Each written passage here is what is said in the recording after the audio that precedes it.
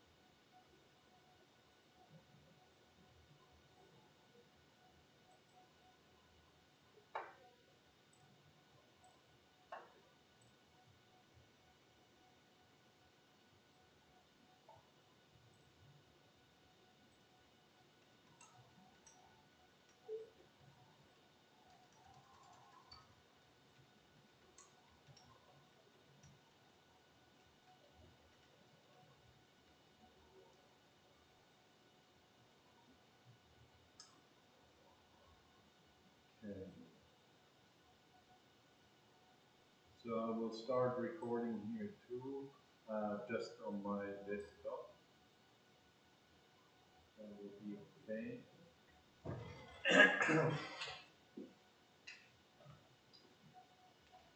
Good. So did you have a look at the assignment, the project?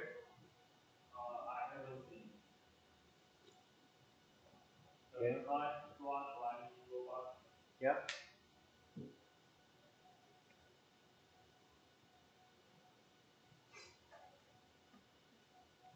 So there's two main components to it. One is the motion planning, which is done by the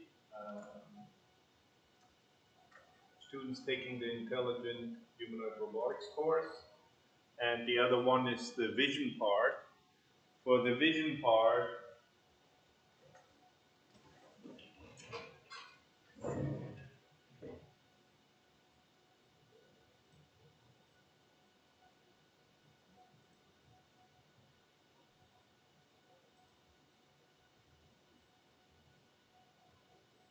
So these were our first names. How come what happened there with my picture? One of the pictures is missing for some reason in PDF.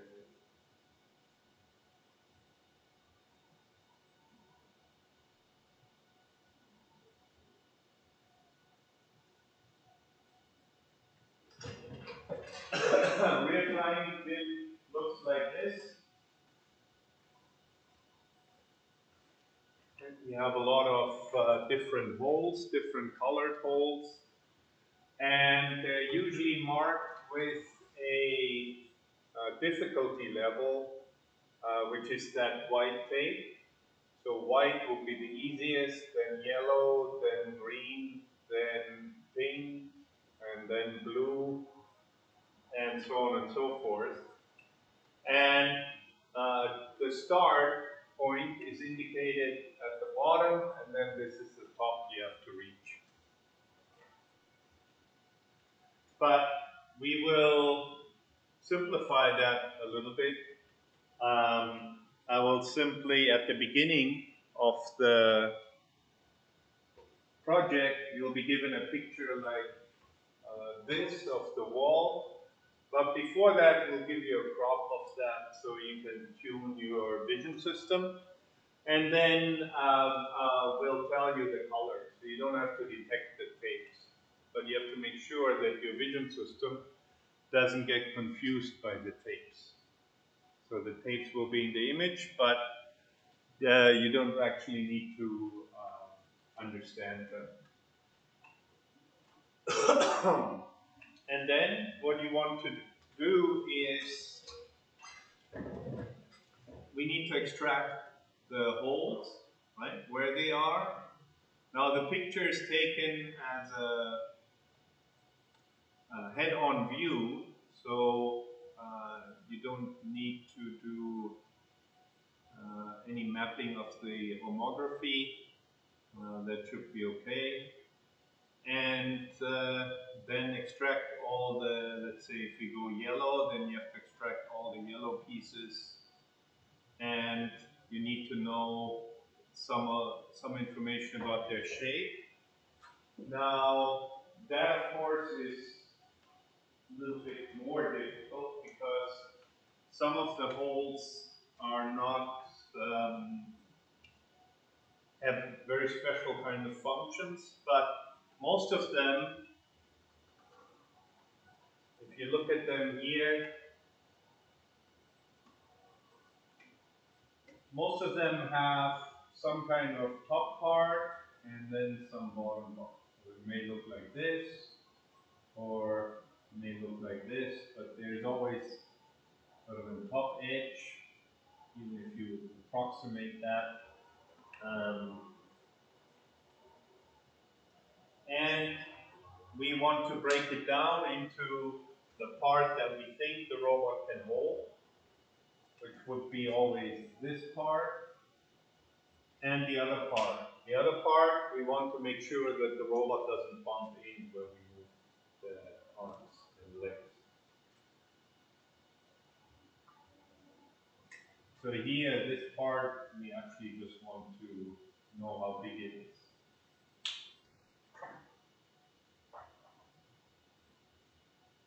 But for the top, we would need the position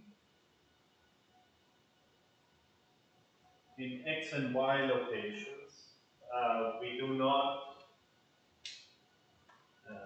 we only focus on the two-dimensional wall at the moment. So it's a wall.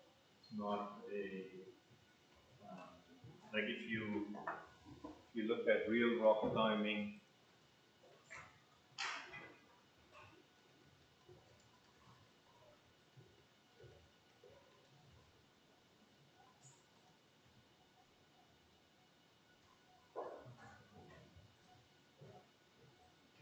here, for example, this hole is not on the wall, right? It's sticking out and down. So then, in order to be able to climb there, you would need to know about the volume, like what what area this is, and then the three-dimensional coordinate. But since this is our first attempt, we'll just focus on the wall, which is hard enough, rather than having to worry about the three-dimensional geometry. So,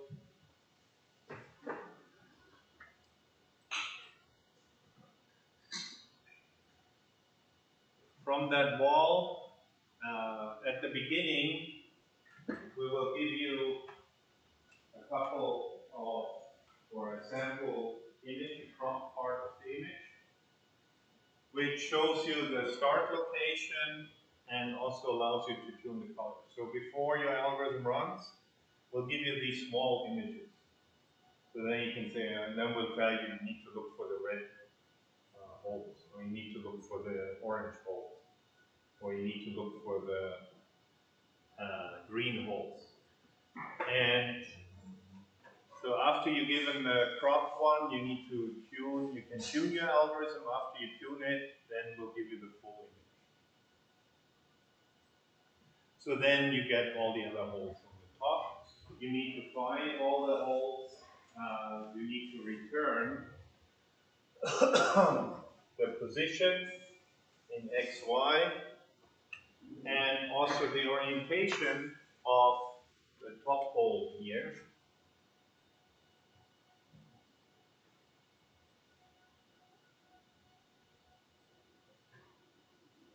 And XY would be the center of this, and then the orientation would be theta, this angle.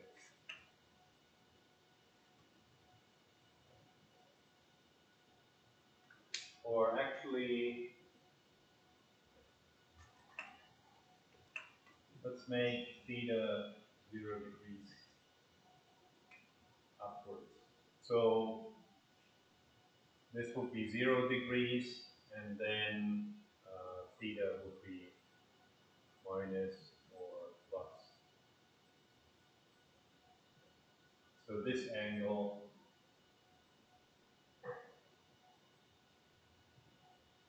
would be negative 5 degrees or something. So 0 degrees would be horizontal, which is the easiest one to hold. There's not a lot of vertical holes like that our robot could do.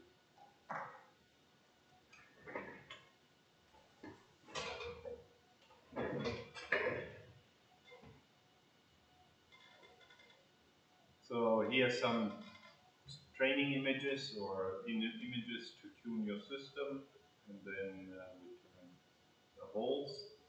And you want to output the top part, the top edge in green, you want to highlight that. And then also the rest of the body of the hole. So in order to do that, you need to find first the blobs, then find the contour of the blobs, and then use the OpenCV function to calculate a linear approximation, a polygonal approximation to the shape. And then paint them in the image, like this. This should be your output.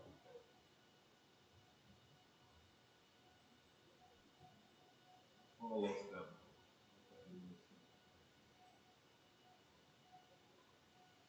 Okay, so that's one part of the assignment, mostly relevant to computer vision.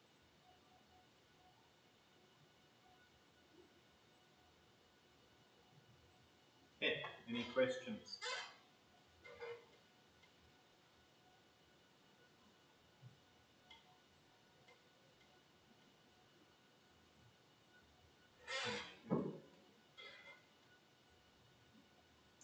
I'm not sure why my picture didn't show up here, but last Thursday we went climbing with our real robot for the first time.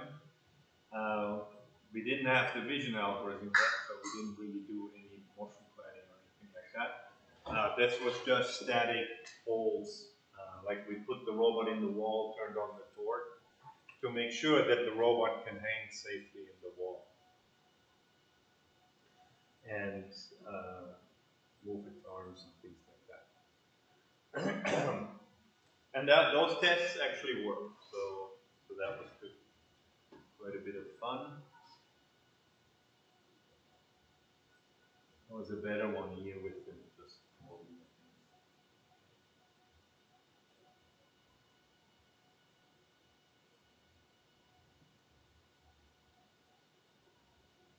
And then the next part of the assignment is after you have extracted this information, you can, or you have to figure out a plan to go through the holes to the top. There we also greatly simplify. It's going to be first of all, it's going to be a plane, just a wall. And then for the actual climbing strategy, we limit ourselves to basically ladder climbing, which means that at any point in time, there should be three holes that the robot is holding on to, and one hand it can move, or one leg it can move to a new position. So you start with 4, and then you let one go. Now I can move this one to some other position. Once I'm there, then I can shift my center of mass over to the new position. So it's a very conservative style of climbing, hopefully very safe so that our robot doesn't fall off. That the 3 points that you have on the wall that you are holding on to or that you're standing on, those 3 points form a triangle always. You want to make sure that the center of mass of the robot is always within that triangle. And the reason for that is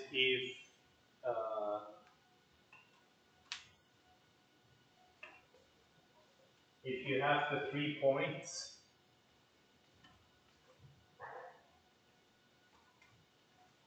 very narrow together, like this, like your one hand, and then your robot, and then the 2 feet are here, maybe on the same hole. Actually, then it's not free.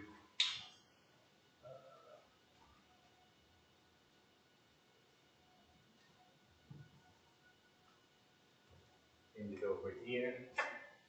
If you have one handhold, and then the body of your robot and the 2 feet close together,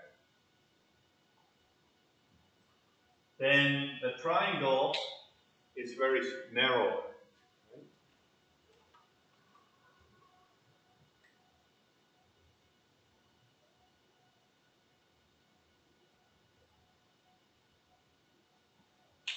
So from a stability point of view, this is much worse than if your position would be like this.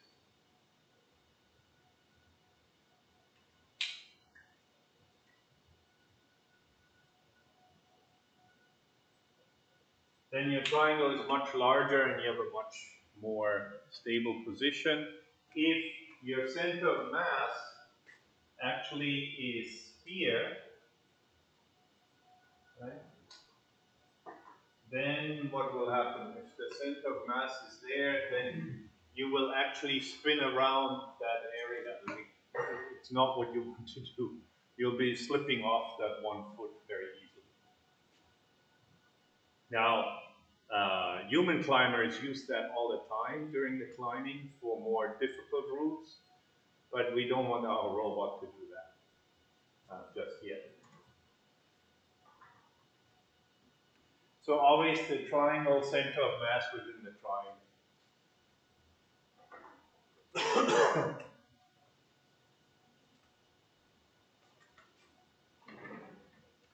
We also include 3 different holes that you can put on the wall for the Mujoko simulation part. Basically, the red one would be a left hold, like you'd have to be over on this side. If the hold is here, then with your right hand you would slip off. The center hold, which you can use either one, so there's no limit there, and then one for the right side. So the right side, your center of mass should be here, and you are holding this way. Then you have a solid hold. You won't be able to hold it the other way.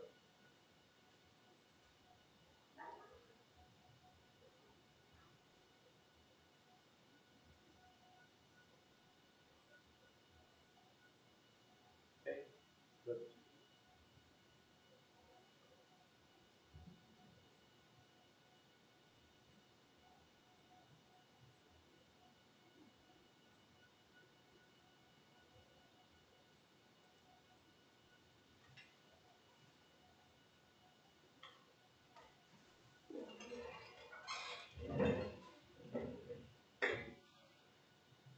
So today I want to talk about two things. One is the Harris corner detector, which is pretty useful feature detector that many more advanced vision algorithms are actually using that one, or a similar algorithm, Canny edge detector, or Canny corner detector, and Shred-Tomasi corner detector. They all kind of work similarly. Also show the relationship between mathematics, calculus in particular, and computer vision, and are pretty useful. And then I want to talk about the integral image, which is another cool data structure for images that I think will actually be quite useful in the assignment. It's similar to calculating prefix sum.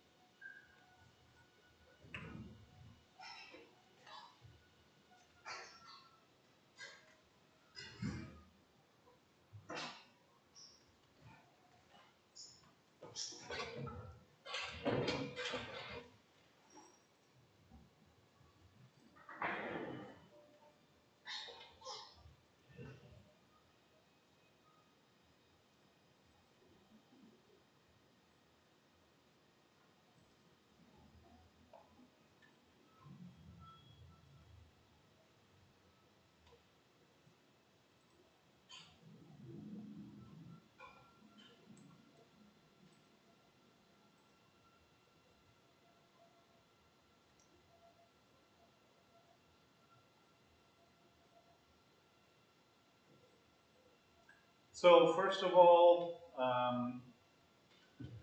we've done edge detection, but often in computer vision applications, we need to track, we want to be able to track certain points through an image.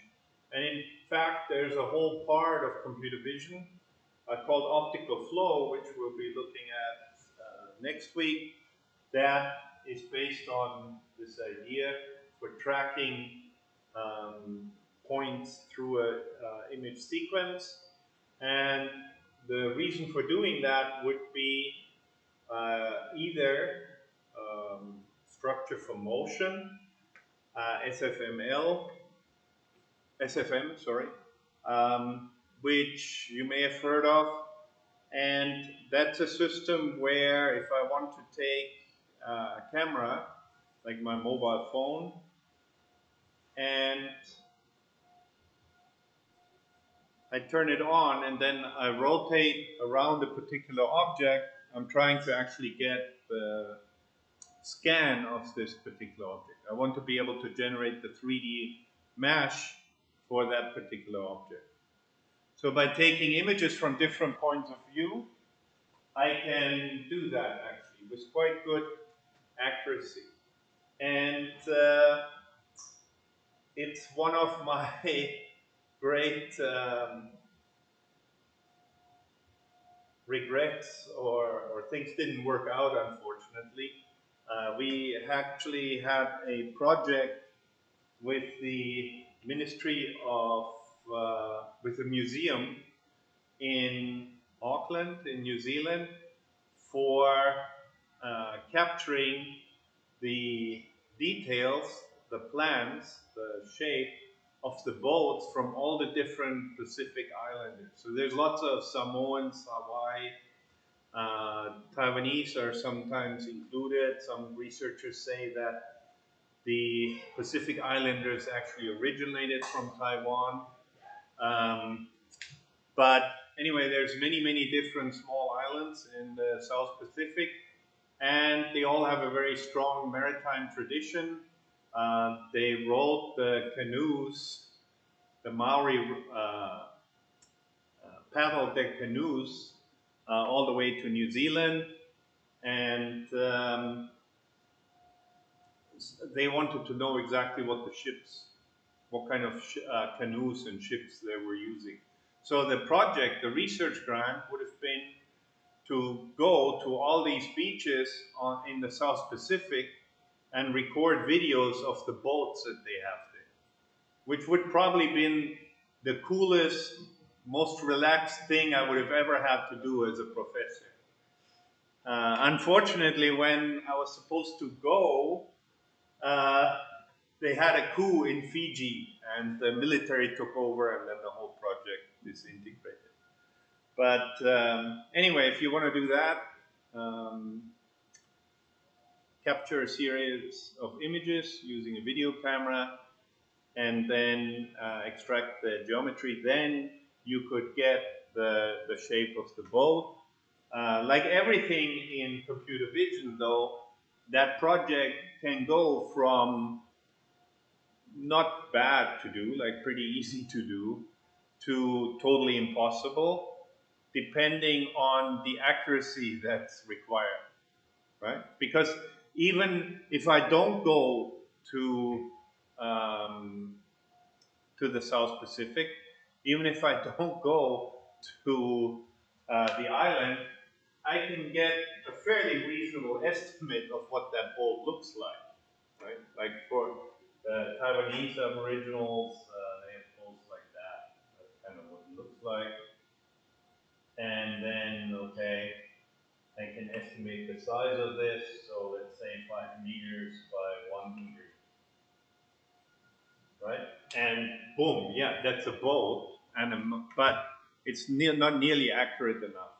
So the problem with that particular project is that it would have had to be done on um, shipbuilding standards. So there are certain standards for how much error you can have when you cut wood for a boat, and that was, I forgot exactly what it was, but it was on the order of like less than 1 centimeter.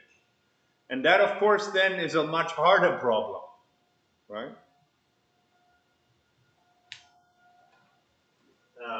So anyway, that's what made it quite interesting. So if you want to do that, then you actually need to walk around the boat, capture the background as well as the actual boat that you want to scan. And then you need to match points in one image to the next image, right? If you have enough points, you can actually extract the motion that the camera was making, so how I moved around the boat. If I have the position of the camera, then I can also basically I get a stereo vision view then where I can figure out the 3D coordinates of points. For this to work, however, um, anything with a texture would be very good, right? But if it's a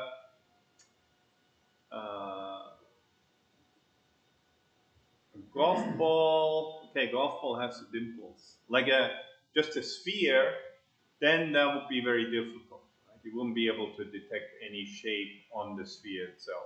You can get some information about the outline, but that wouldn't actually change as you walk around if you keep the camera pointed at the center and you keep the same distance. So for that kind of task, you need to be able to find points that are easily found in the image. I need to be able to detect them. I can't detect pixels in the green wall there because all the pixels are green. There's no texture there. They have to be insensitive or whatever system I use. I have to be aware that the lighting will change. So if you look at the wall, you can see some shadows at the top there from the light. So you could say, well, the minimum where the shadow is, that would be good. But of course, that moves as the camera moves, and that shadow will move to a different pixel in the image. So that wouldn't be any good. So they have to be invariant to changes in brightness. They also have to be invariant to rotation. So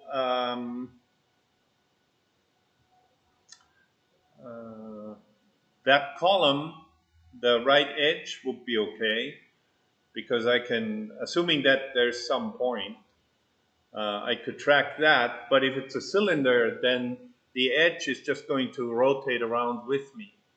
Right? So there wouldn't be a defined edge, position that I can actually track. And it has to be invariant to scale because often in lots of applications, the thing is moving towards the camera or the camera is moving towards the object or they're moving apart some way. Then for example, the wall sockets would be good, right?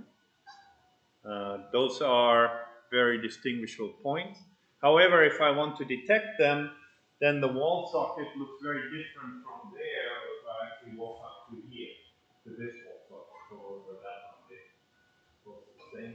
So then there'll be lots of changes. So we want to be invariant to changes in illumination, in translation, of course, as it moves around, in rotation, and in scale. Now, these points, ideally, I have to be able to label them, right? I need to know this point matches this point in that image. So I have to be able to give them an ID, basically. And that is, if the ideal case would be that the point is globally unique in that entire image sequence. So there's only one wall socket in the entire image sequence, then I can track it very well. The crosses here, the crosses on the grid, on the floor, they would actually be very good points too to track. Right? I can localize their position. They don't change if I rotate. I can deal with the scale because I can know that I can match lines to it. So that would work, but they would not be globally unique anymore. Because this one, okay, these two are different because there's an electric thing. But these two would be the same. So I wouldn't be able to tell the difference between this and this one. So then you have sort of a phase problem. Like, you know, I'm here, and now the next picture is like this. Then I don't know if I just move this far, and now I'm looking at the same corner, or if from here I move to here, and now I'm looking at that one. Right? So but of course, many practical applications we don't have globally unique uh, features. So we have to work with what is available, which is at least locally they have to be distinct. And those kind of points are actually what we mean when we talk about particular corner detectors. Now, in general, that is corners, right? It's not edges. An edge I can never localize. In the edge on the column there, I cannot localize based on the height. So in order to get a particular point, then I need to have a corner, but it's more general than just a corner. It doesn't mean that we're looking for corners of the table or corners on the wall socket. Any other point um, in the environment that has these features that I can at least locally identify them, that I can calculate their position, that they are invariant to the rotation, to translation rotation changes in brightness and scale. Those we often refer to as corners, even though they may not be corners of the monitor or corners of the door or something.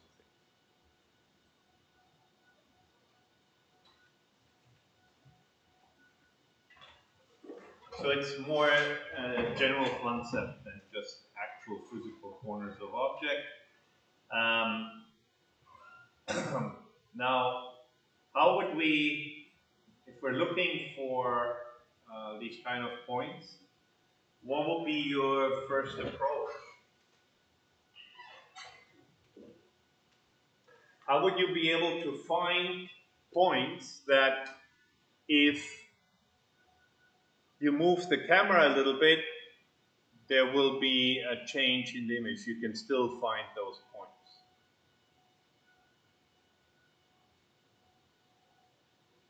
And there's two versions of that problem too. One is a structure from motion where the object is kind of stationary and the camera moves. And then, of course, the other version where the camera is static and the objects move, in which case it becomes a tracking problem. Like you want to track different objects moving through the scene. You want to identify pedestrians walking in a mall. You want to track which shops they go to, that kind of thing.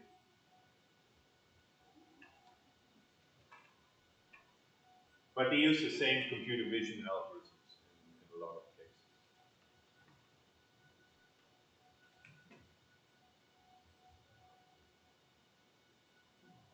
Try zooming up the camera. Pardon?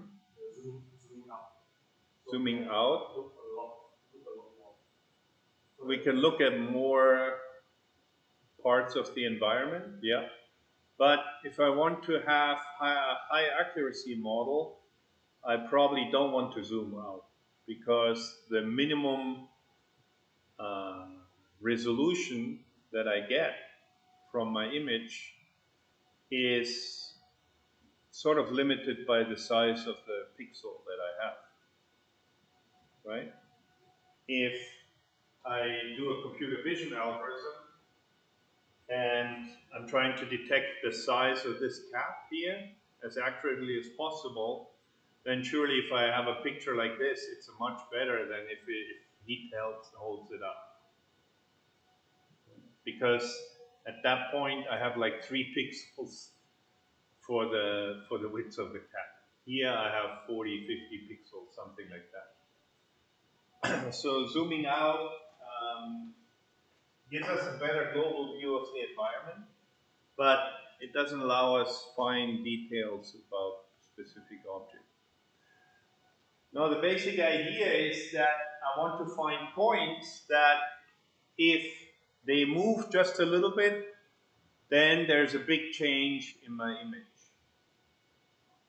Right? So that means I need to have points that if they move a little bit, they're very different from their surrounding area.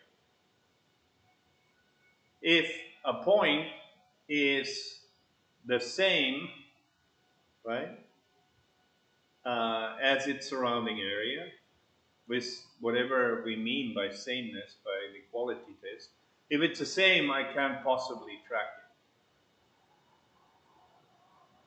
it. If I look at this point here and then it moves, I'll never be able to tell the difference.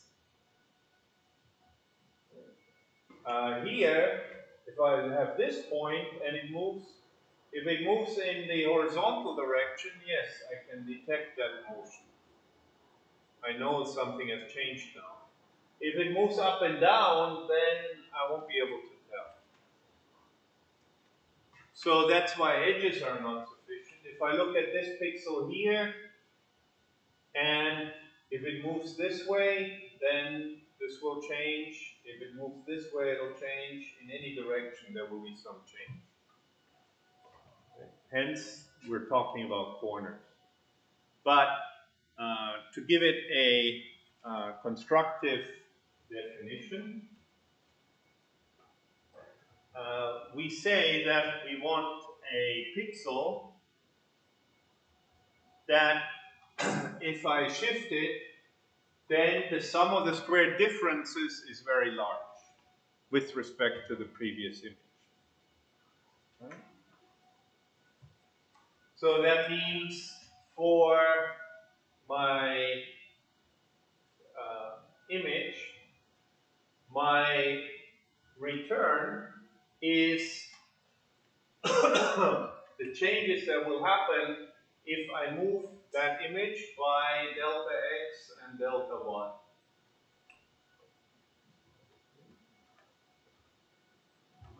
So here we sum up over x and y. If you read this in computer vision algorithms, then often they will replace this with the integral, which is just the continuous version of the summing up things.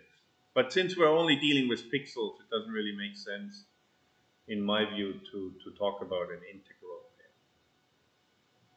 here. We don't have a function, we only have certain pixel values. So now we need to think about the size of this shift that we're testing, right? So let's say -3, -2, -1, 0, 1, 2, 3, for example. Or because I go through the image, I can also just go in the positive direction. 0, 1, 2, 3. So I shift it in any of 9 successor pixel locations, and I see if I get a big difference to the actual pixel.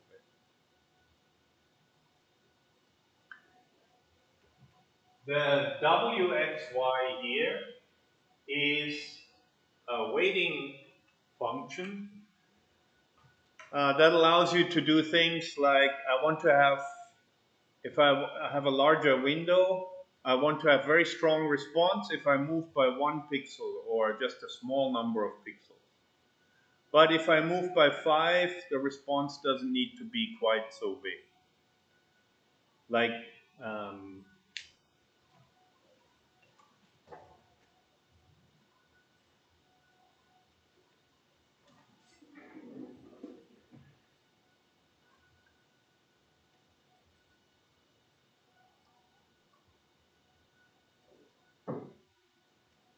let me see if I can draw that.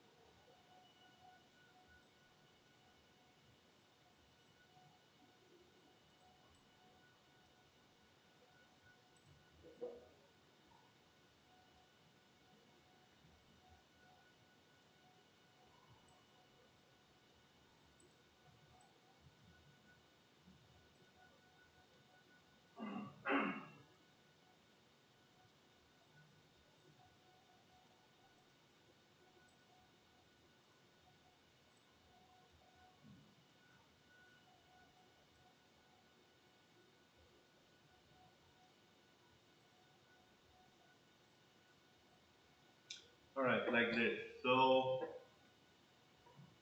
here's a small part of my image, and I have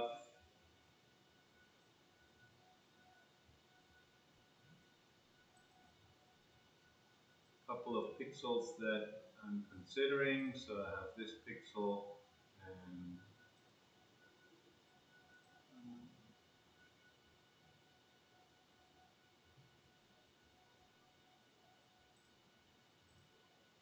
this pixel. Now, if I look for changes, let's see.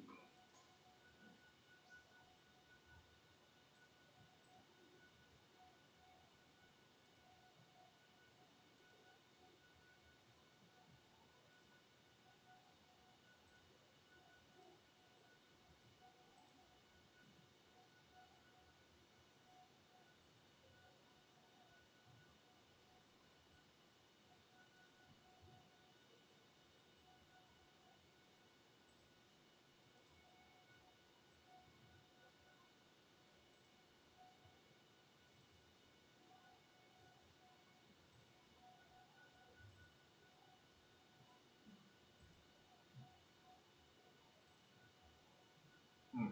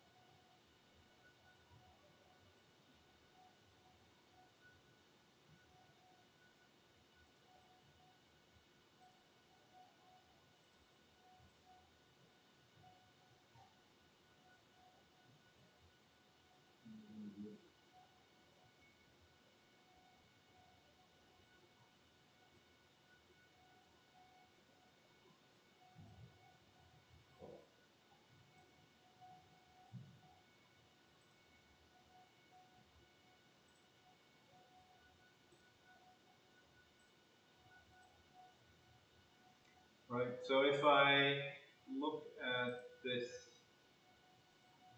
two scenarios,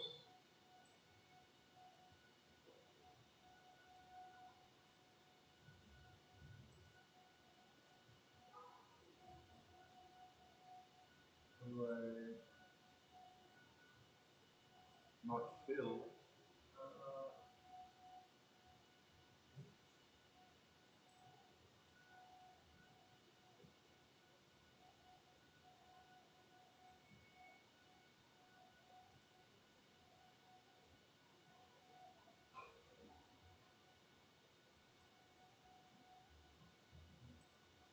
If I look at this light blue pixel here, then if I now, if we're just looking at the 3 by 3 neighborhood to the right and up of that particular pixel, then that pixel, if I add them all up,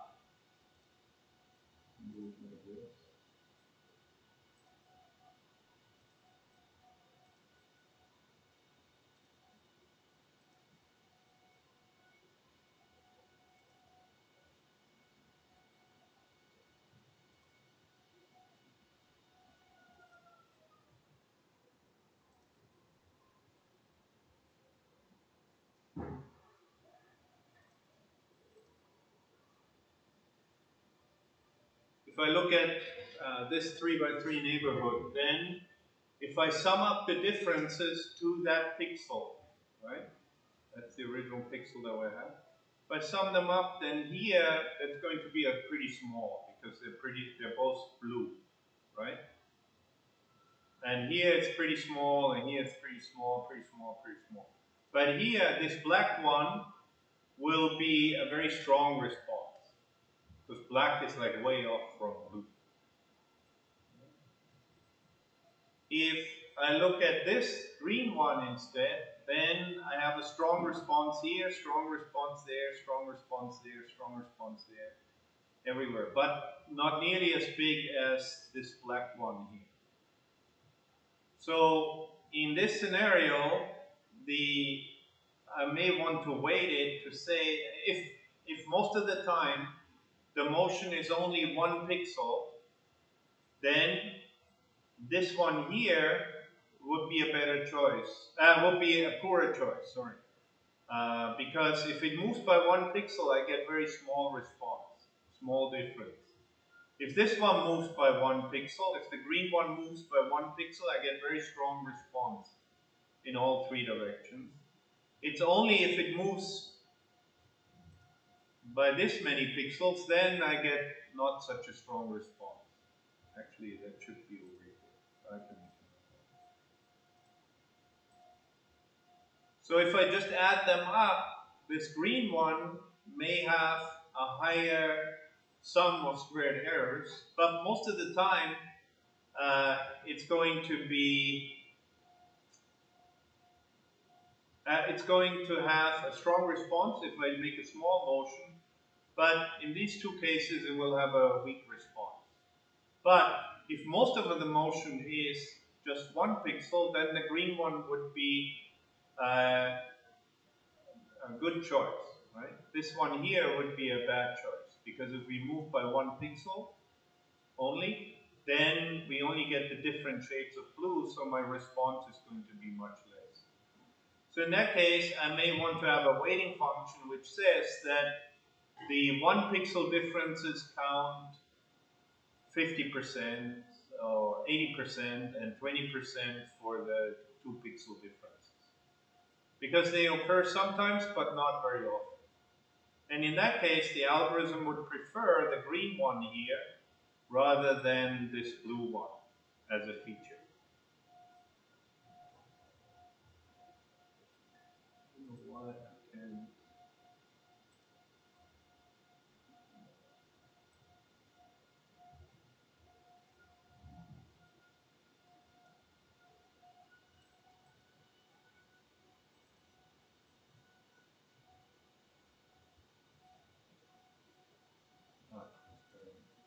Okay.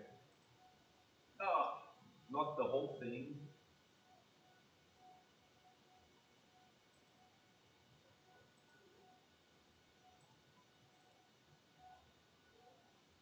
This one versus this one.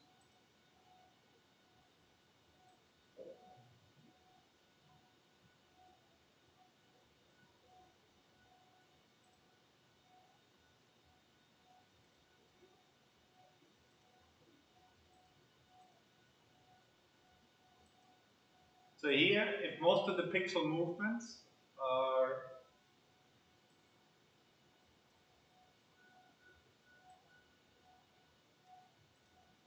small, then that green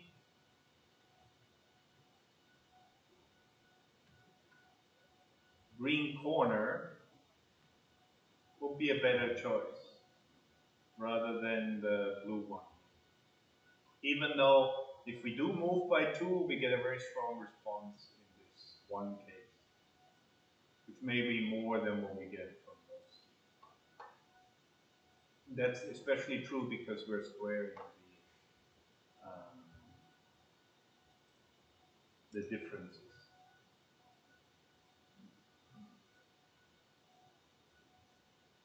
So now this could be calculated by just using a convolution mask, of course,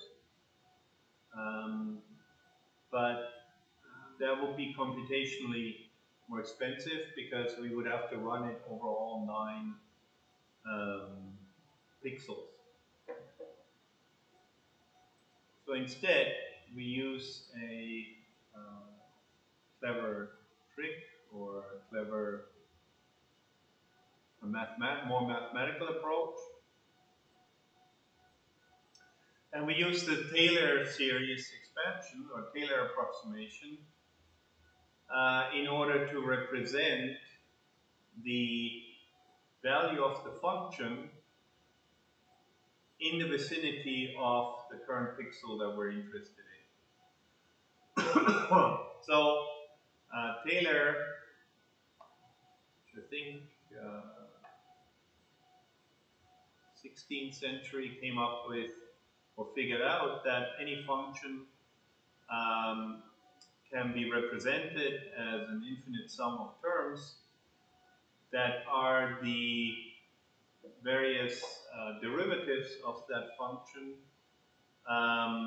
weighted by the correct amount. So f of x, which is the value of function f at position x, which is close to a, is the value of f at a, which we know, and then we know all of the derivatives. So that would be f dash, f double dash, f triple dash, first, second, third derivative, and so on and so forth, divided by 1 factorial, 2 factorial, 3 factorial, multiplied by the difference. So that we can rewrite as the value of x plus delta x is f of x. So here we just replace x with x plus delta x, and a becomes x. So that means for our small shift, and that's delta x squared, delta x cubed. And then in 2 dimensions, we can apply the same idea. So that's the value of the function in x and y plus the delta x multiplied by the function value plus the delta y, and then 1 over 2 factorial, 1 over 3 factorial, so on and so forth. So this is the Taylor expansion in 2D here, where we have partial derivatives now. So fxx is the second derivative of the function xy in the x direction. Xy, the derivative of first partial derivative in x followed by y, which is the same as yx and then yy.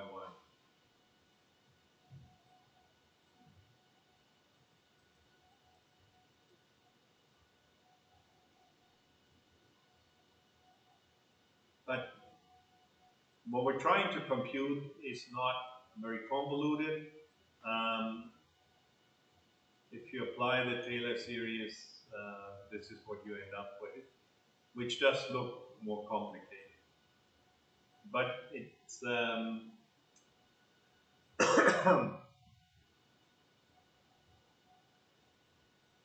it is just the sort of extension of this idea that to get a pixel within the vicinity, a value of a function in the vicinity of f of x, if I know f of x, then I can apply these the Taylor approximation. Now, the other thing that's important to realize is that if you look at the terms, then here we have 1 factorial, 2 factorial, 3 factorial, right? So what about the factorial function? So it's 1, then 2, right? 1 times 2, 1 times 2 times 3, so next term would be 6. So, and then 6 times 4, 24. So as you can see, the factorial function actually grows very, very quickly. It's also an exponential function. So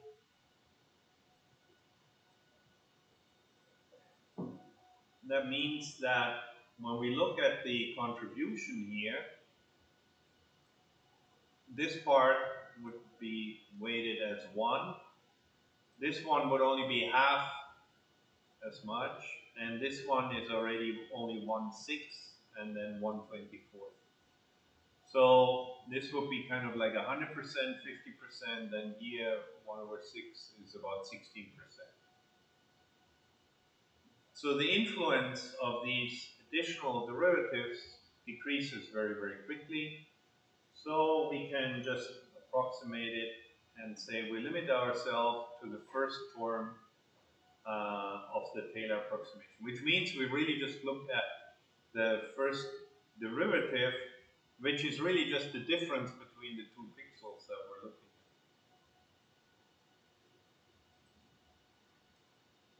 So if Ixy plus delta x Ix, which is the first derivative in the x direction, plus delta y in the y direction.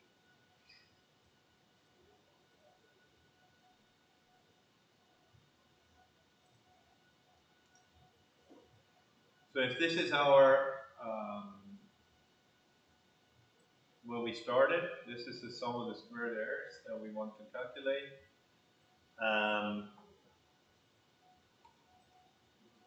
Then here I would get the windowing function, and this would be the value at I x plus delta x, y plus delta y.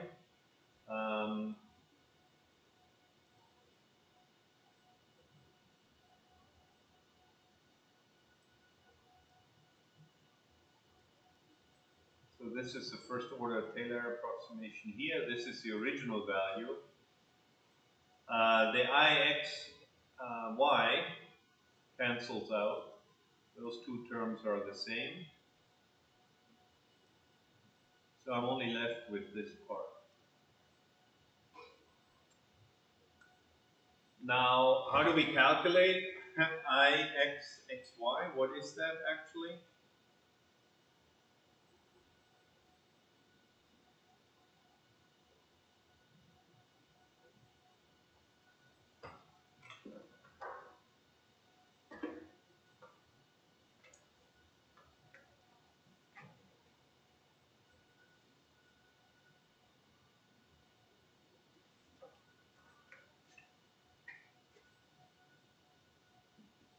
Ixy is basically the pixel value,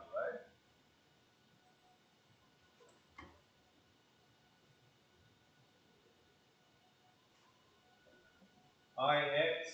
Ixy is first derivative in the x direction,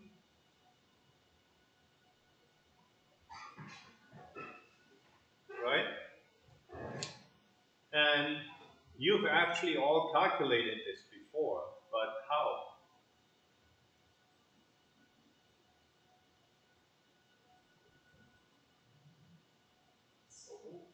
Yeah, that's all you do. That's one way of doing this would be of estimating the first derivative would be to look for the changes in the x direction, right? So that's a horizontal edge detector, and then because we don't have a continuous function, we don't have an analytical function, we only have the function sampled at certain points where we have the pixels.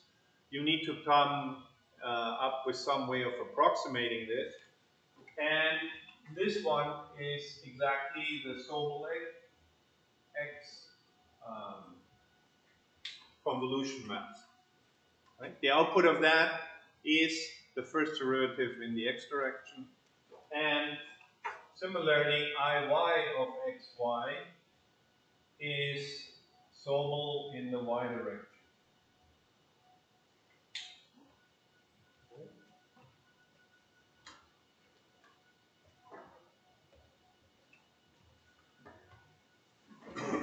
So now, with our Taylor expansion here, we can do a little bit more. We can expand this square here, right? Which will give us delta x squared Ix xy squared plus 2 delta x delta y Ix xy Iy xy plus delta y squared iy squared. So this is this here. Right? This is just a plus b squared is a squared plus 2ab plus b squared. Right? If you just multiply it out. And then, because mathematicians really like matrices, we can write this as a matrix multiplication.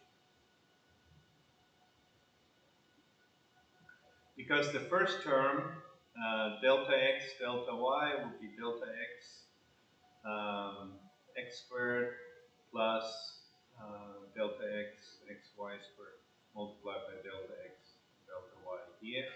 Now delta x, delta y are independent of the summation, right? They're constant, so I can bring them out of the summation here and there. And then I end up with my corner detector response being delta x, delta y multiplied by m, post multiplied by the column vector delta x, delta y. So here I get this matrix M.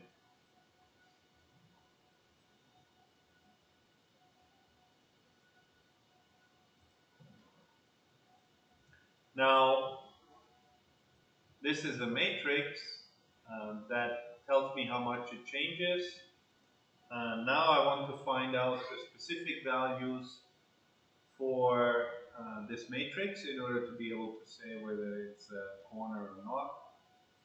Because the matrix will exist for any kind of pixel, right? We want to find the points that maximize this sum here, this response. And we want to calculate that efficiently.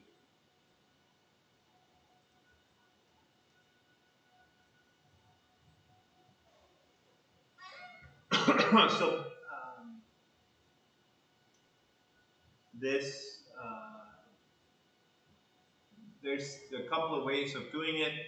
Harris came up with the determinant of this matrix M minus k multiplied by the trace M squared as a corner detector in order to be able to detect whether there's a large change or not, where k is a parameter that you can tune. It's usually in the range of 0.04 to 0.06. And if it's r, that value r then is large and positive, then we have a corner. If it's large and negative, we have an edge. And if it's close to 0, then you have a region with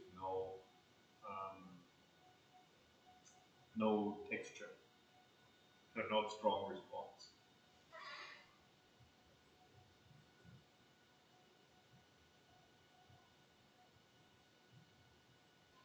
And the reason why the large positive, large negative is just because for this particular matrix here, when we calculate the determinant, we take this squared and this squared minus the cross terms here.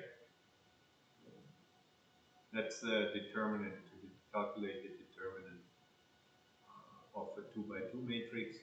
It will be this multiplied by this minus this. These two terms are the same, so minus 2 times that term.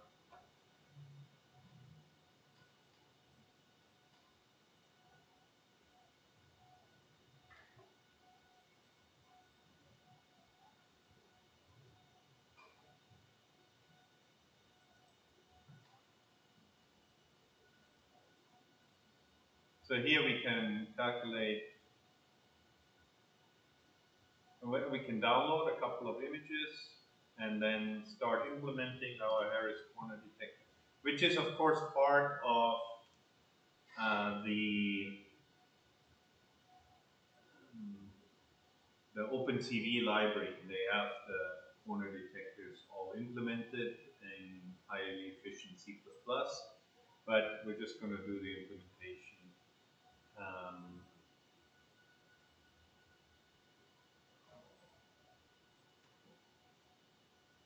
from scratch, then you can apply it.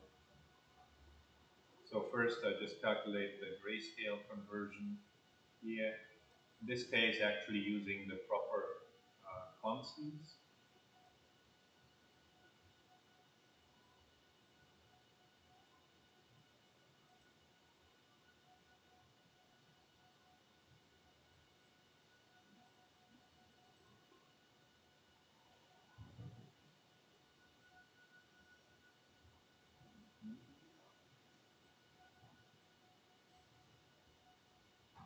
Oh, now I'm disconnected.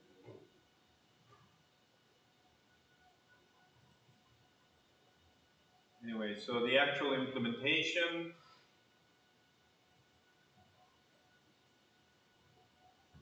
we define our X and Y Sobel masks. Actually, let me, forgot to add the slides.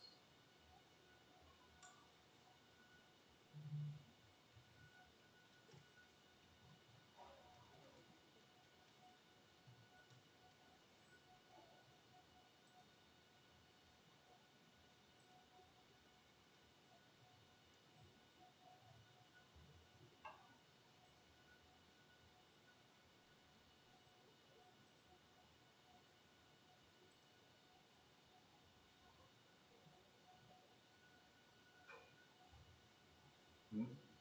How come it posted it twice? No.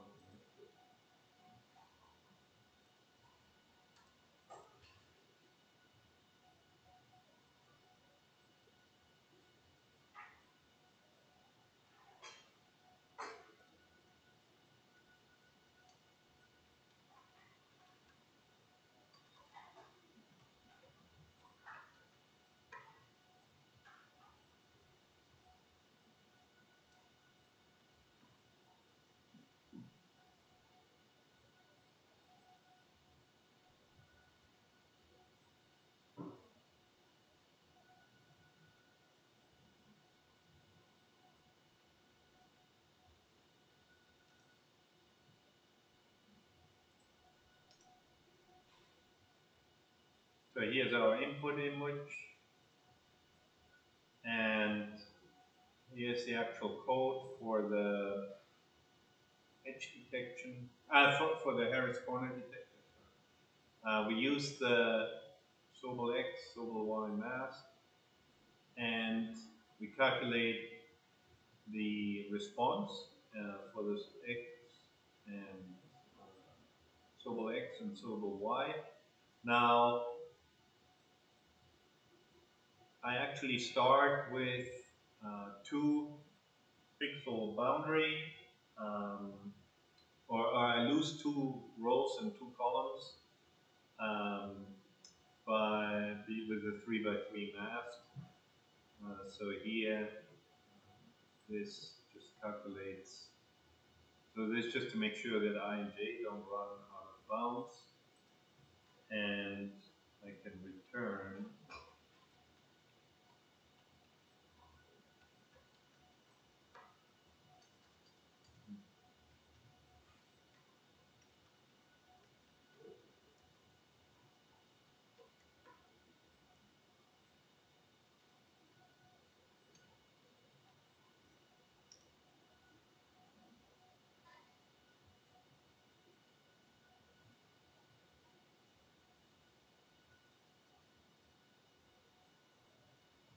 Here's the output, Sobel X, Sobel Y.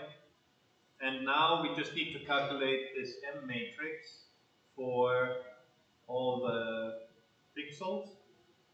So dx squared is just the response for Sobel X squared. dy squared is response in y squared, and dx dy is the response of the x direction multiplied by the y direction. Our weighting matrix, we can do a 9 by 9 matrix, and we just set it to all ones. Set k to be 0.05, and then Now we lose 4 because the corner window that I'm now looking at is a 4 by, um, it's a 9 by 9 mask. So I used 8 rows, 8 columns. So then I sum up this W for DX2 for the sub window, and then sum that up over the rows and the columns B, C, D. Those are the entries into the matrix here.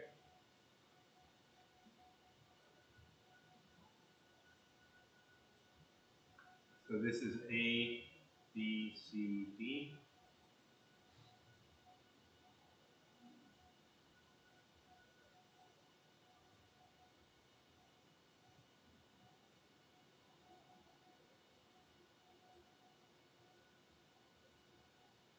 Where B and C are the same.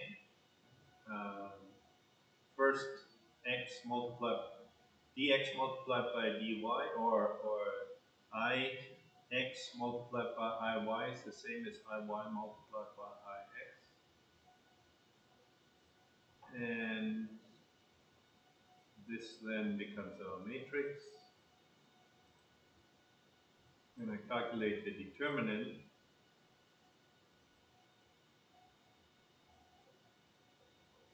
And subtract A multiplied by the trace of this matrix. And then this is the response of my Harris corner detector that I can show.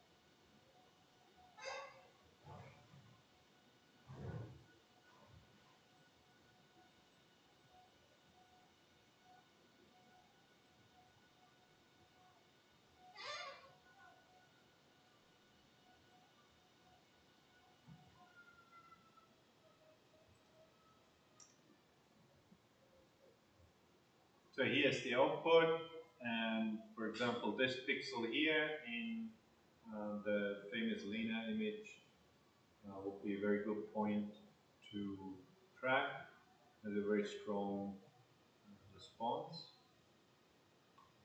And that would be over the whole 9 by 9 area. So that's somewhere in the filters.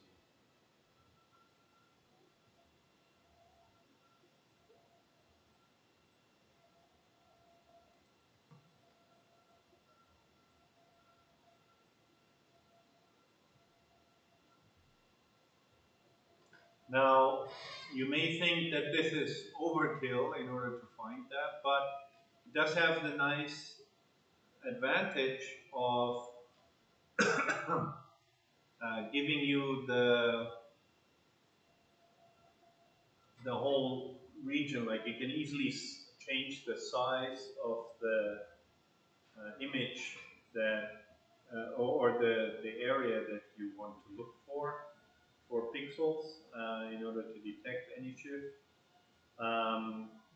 If you do want to use, if you need to do it in an embedded system, for example, and you want to do this really fast, then you may not have enough computing power to calculate the entire shape here and calculate derivatives and traces. In that case, however, the idea is still the same, that you want to have a strong response both in the x and the y direction. So you could multiply the edge responses. And then this is what I tried here, just out of interest.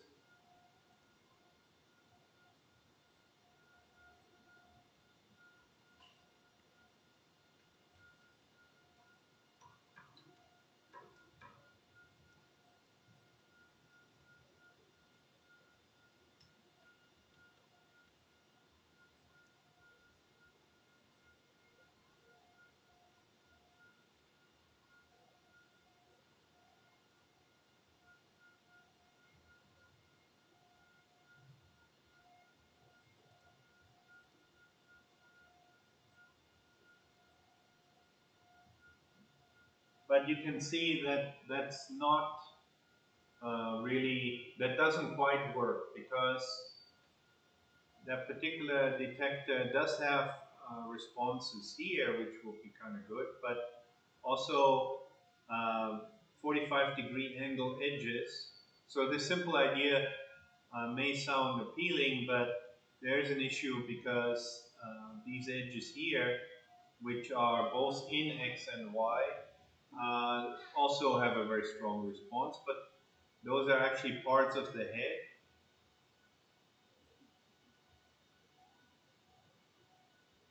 So not so easy to localize.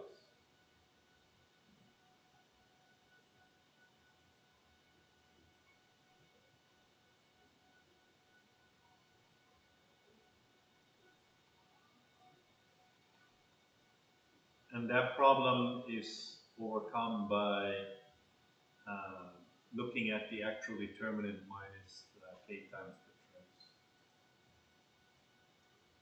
And of course, you can also use the built-in corner detector of OpenCV, which is just corner Harris.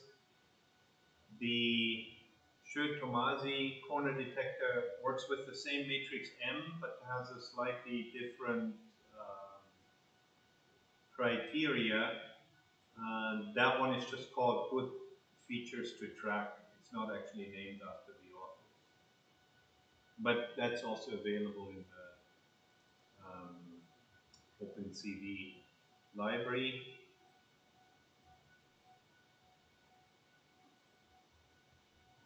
So here I just take the all the pixels that are more than 10% of the Harris corner detector, and let me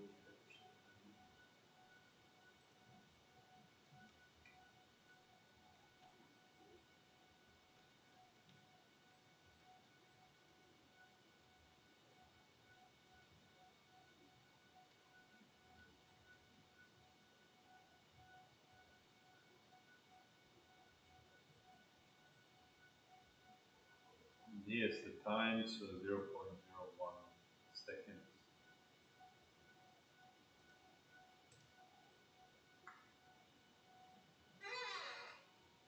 Oh, I painted blue.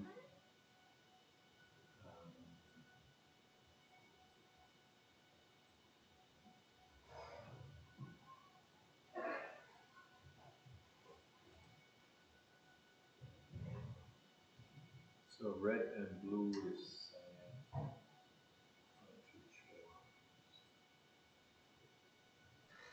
so these would be the strongest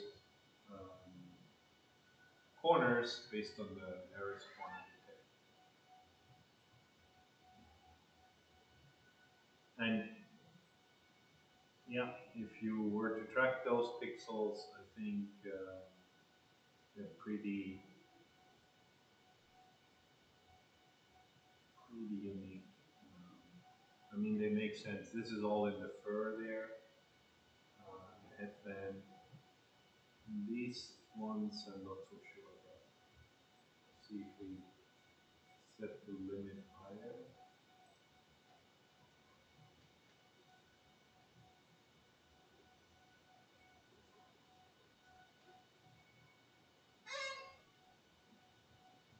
None of them. Just this one here. And this one.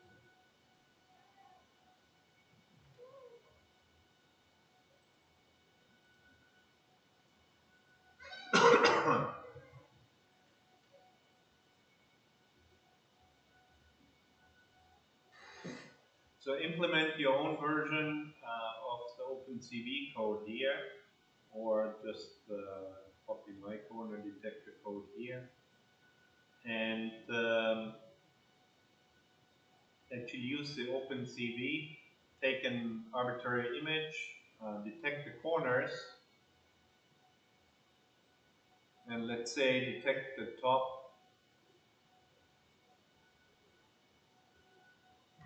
10, the top 10 corners and then see the difference between the good features to track, Shu Tomasi, and the Paris corner detector. And you can play around with this for 15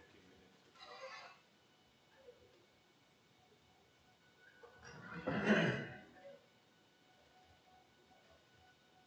And I'll just take my own picture and do the same. But you should try that yourself now on your computer. So I'll give you a head start and then I'll try and catch up. So the corner detector detects the image in, I guess, feathers. Yeah. Those would change significantly in Say again, what? The feathers? that stuff isn't like solid, it can change significantly different type of pigment, right? Like hair can change how. Oh yes, yeah. So yeah, that is not considered. Yes. So that's true. For the corners, the most basic assumption would be that they're static. So yes, if you're trying to figure out and do that in a strong way, the feathers would be useless.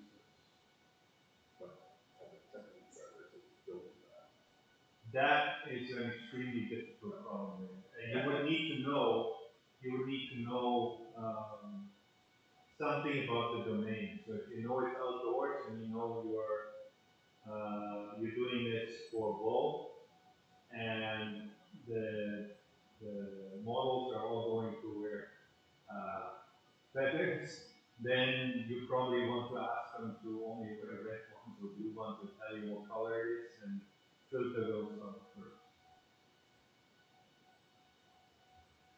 Without understanding, I mean, another approach you could do would be to use YOLO, hope for the best, and ask if you detect feathers, then I blend that out. Because you know feathers are going to move in the wind. But then vapors, flags, all kinds of other stuff that could move in the wind that you would have to add to that. And then it would be an extremely brittle system. I think that's beyond the state of the art.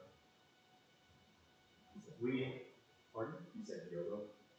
YOLO, yeah. YOLO version 8 is probably the most popular AI-based vision algorithm or vision system. It's a vision system. They trained it on classification, so it has several hundred of classes that it can detect. So you can give it a picture and it'll say male, bag, chair, laptop. Sometimes it'll get them all correct. We were trying to do it for the project where the robot is typing on any keyboard. I don't know if I showed you the video, but we did this project.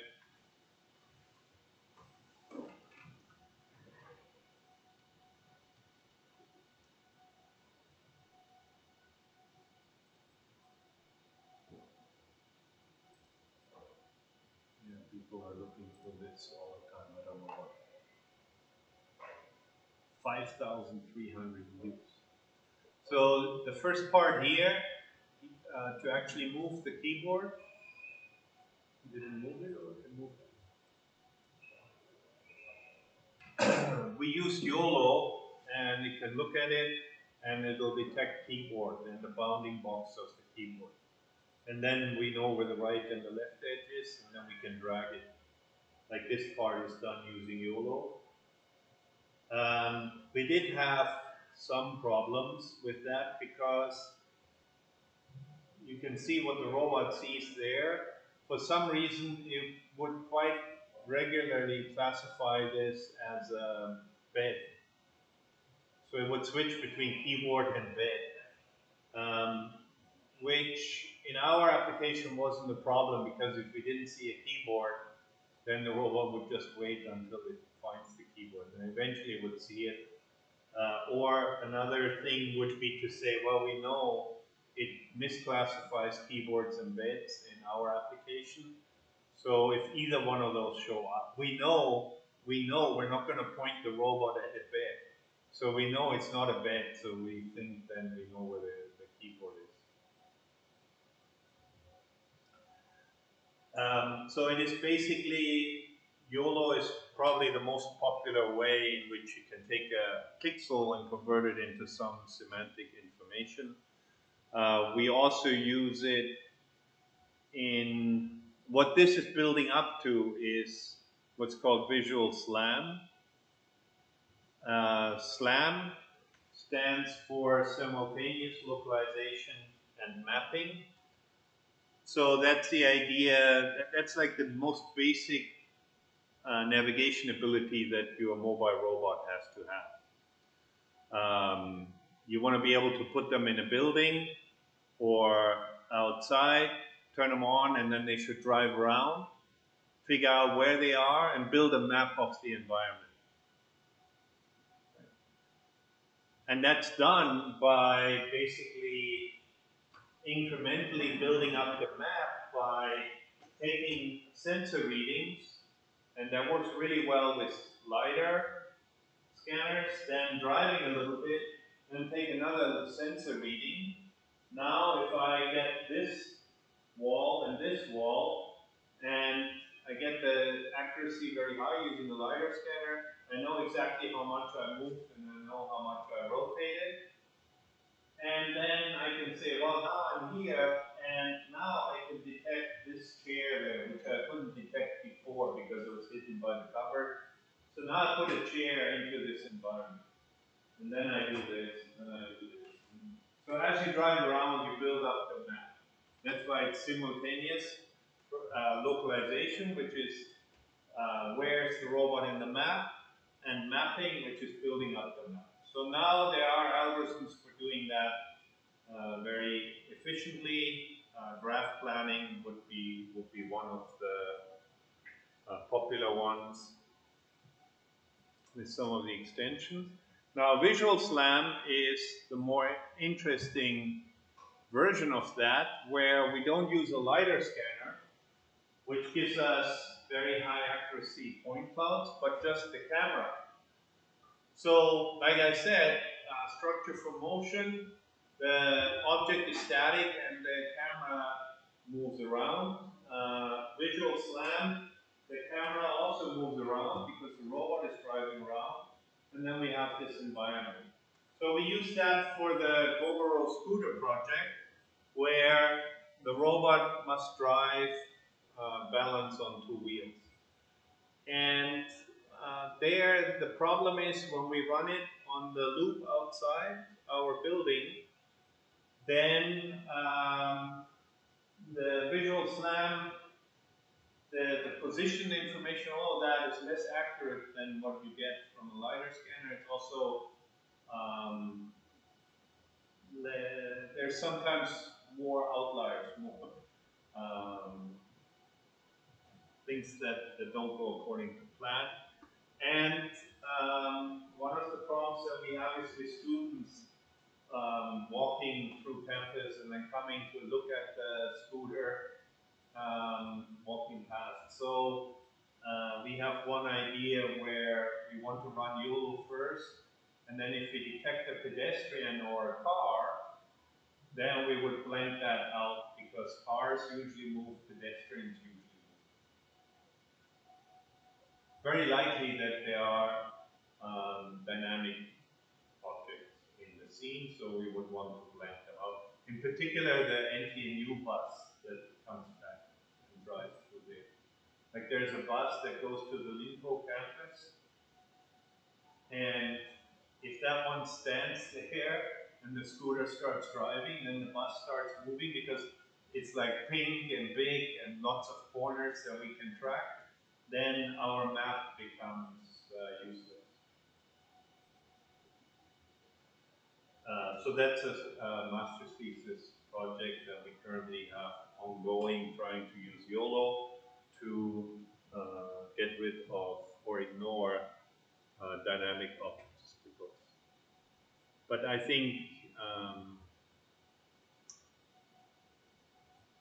that is a very primitive approach. To do that properly, to figure out what is moving in the domain because you moved or because the environment moved, is a very difficult problem. So there's tons of research on dynamic environments and SLAM and VSLAM.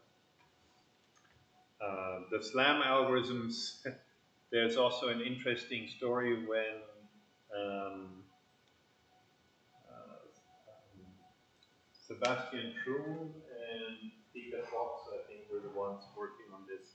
CMU, Carnegie Mellon University, built this museums robot. So they wanted to have a robot that drives through the museum and then announces this artifact, or now please go to there. And so they built this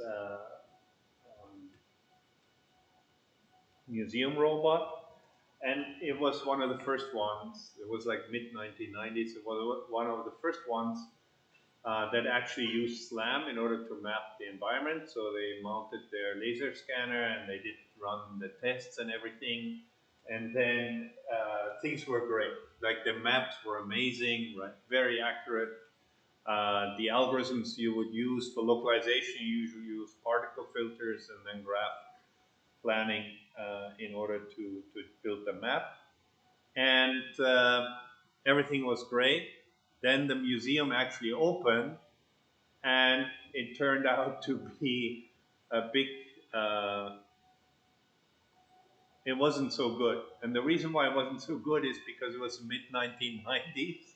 So there were all these people, and the robot stands there with his laser scanner, all ready to scan the environment. And then people would come and say, "Oh, there's a robot, cool." Then they would all walk in front of the robot. So now the feet block the laser scanner completely, right? And then they're all moving around. So all the feet are moving around. So the map was, it was impossible to make the map because the robot was extremely popular at that time. So they tried to come up with a solution, and they came up with a solution that I thought was actually really, really clever. Instead of using a laser scanner, they actually just used the camera. And so they had a camera on the robot as well.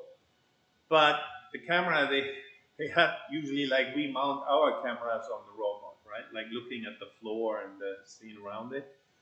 But they came up with this idea, and they rotated the camera to make it point at the sky, at the ceiling, not the sky, at the ceiling. And then they could track the light fixtures. And the lights you can detect very well in the museum. They're huge, bright blobs in your image.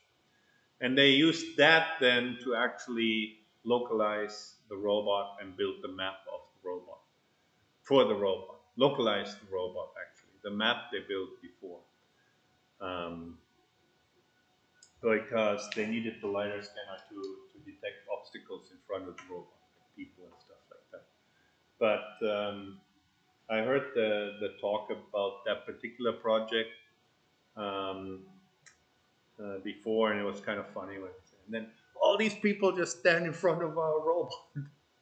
They all expected them to walk nicely behind the robot as the robot goes through the exhibition and explains, yeah, this is, I don't know, even know what was in the museum. I have no idea. I think it was a science museum. So this is Isaac Newton in his study, and he has the apple that falls on his head or something, whatever exhibit they had. So they kind of thought the robot would be in front of all the people behind, but then when they opened, everybody was standing around the robot. And then the robot wouldn't move because there's obstacles everywhere, and it won't be able to build a map around. So that was, again, that's why we need to do robotics in the real world. Whatever you think the environment is going to be like, guaranteed you're going to be wrong. Which is why we went to the real flying engine now. have a look at this.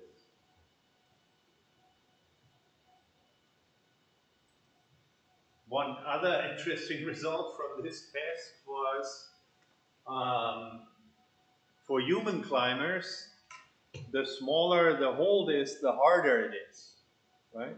Like if the hold is very big, then you can use your whole hand. But then some of them you can only put in 3 fingers. It's like a hole, or 2 fingers, or 1 finger, and then they are not as thick as your fingers, but they're like half as thick. Or some of them, for the very advanced routes, they're basically like a credit card. So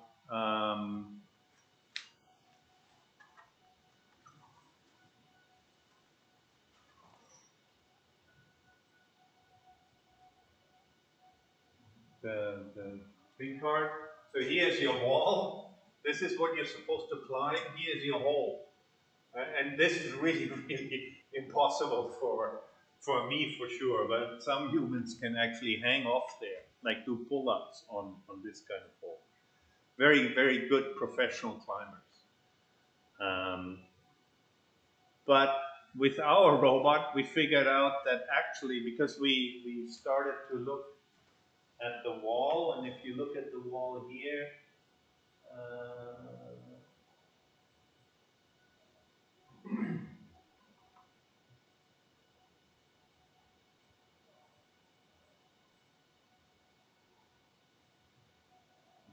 okay, we were trying to use the hands there. Those are very big, very nice to use for human. Everybody would like those. Those wooden ones are much harder to grip, but actually, this picture we don't show it, but actually, our robot can grip the wooden ones much better because they are, there's no curve to them at all. They're basically just flat edges. And they're very thin, but the robot doesn't really care because there's no gripper. It's like a hook, right? So it just, if it can hold on, if there's enough friction to hold on, it can hold on there for days, unless, if it's rightly balanced, if it doesn't need any power.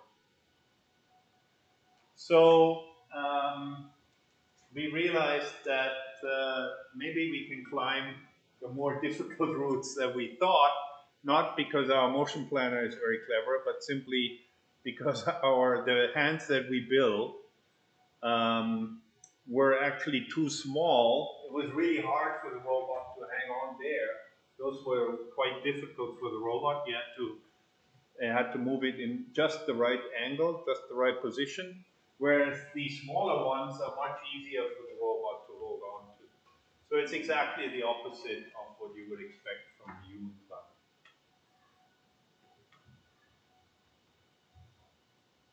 So we'll see how we do end of the term there.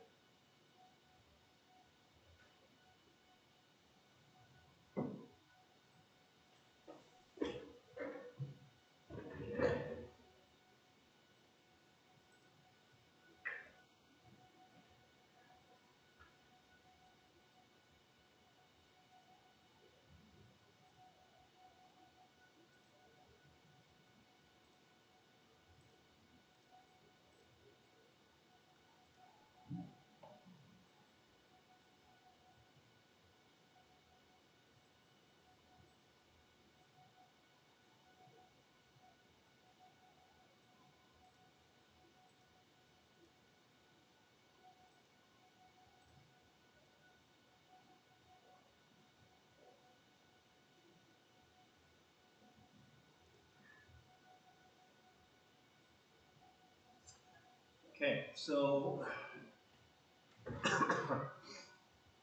again, like I said, compare the performance of the Harris corner detector and the good features to track.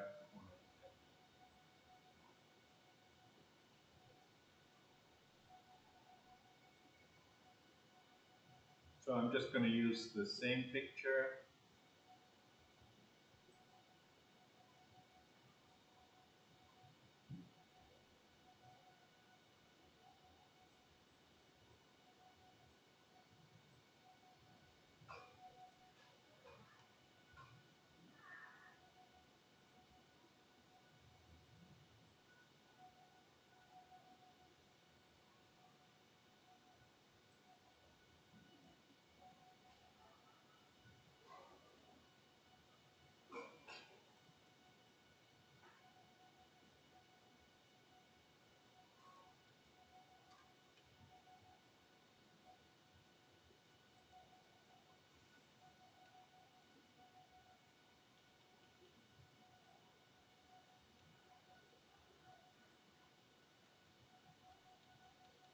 and I don't need to time that.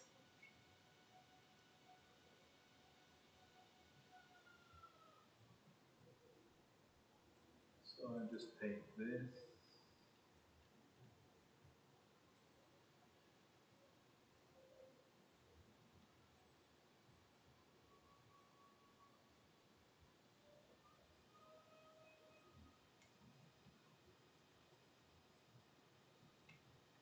And I just take the green channel to convert it to grayscale.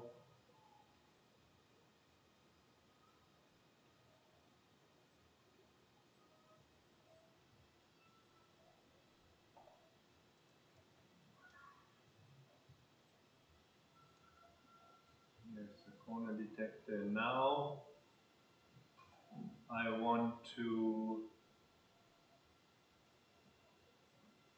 simply want to scale it by the max.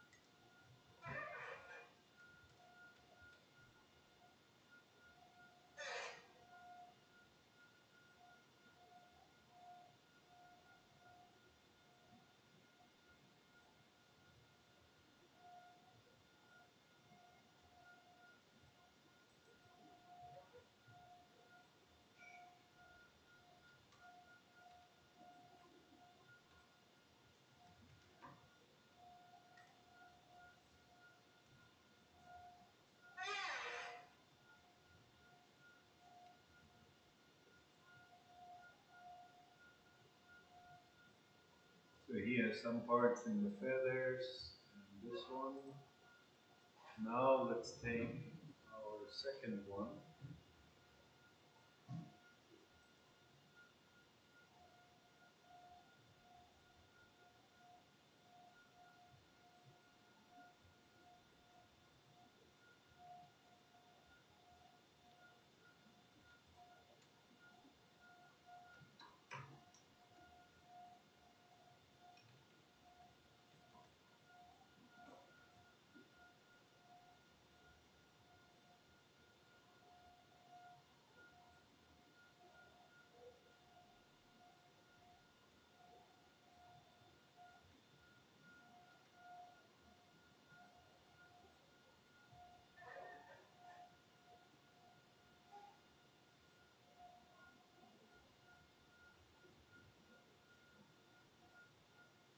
So good features to detract actually uses slightly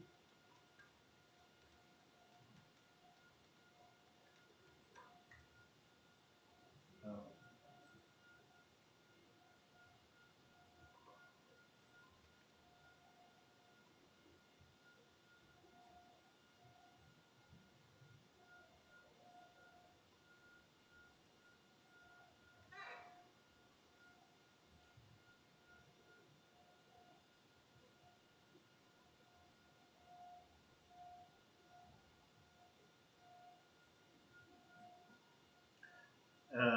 so the difference between Shu Tomasi and Harris is that the Harris response is the determinant multiplied by the trace here, but for Shu Tomasi they use the minimum of the two eigenvalue of this matrix M. I think it's, yeah.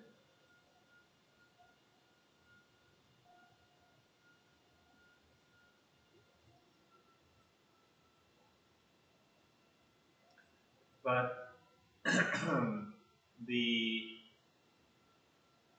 the tracker here is built into the feature tracking framework of OpenCV, which means it doesn't actually return a bitmap with the response, but it returns the pixels that that were detected.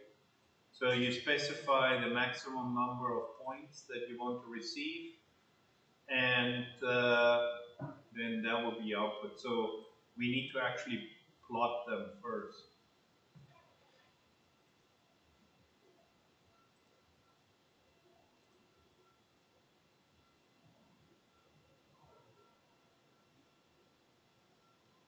I mean, we need to plot them into the image.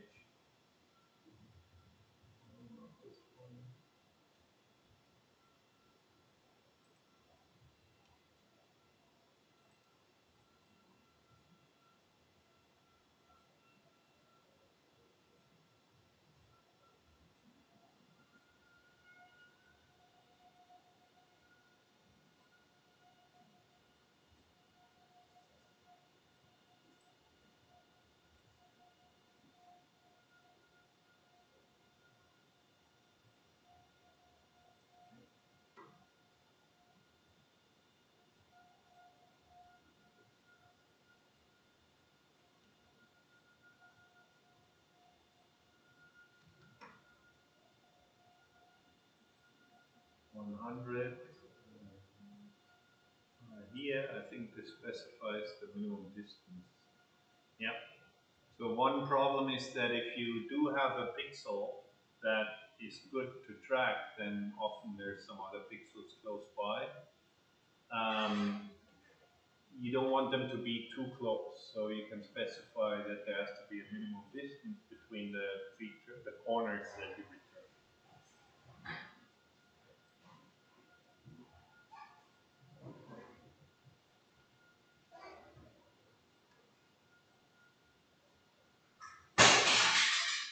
So then we can draw a picture, we can draw a circle on the image. That would be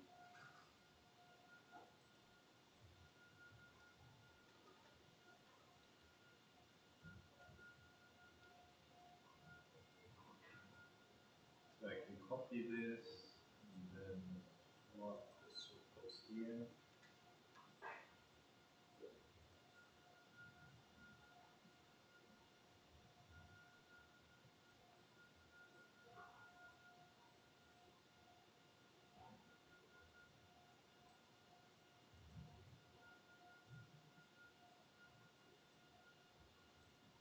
This one not forward.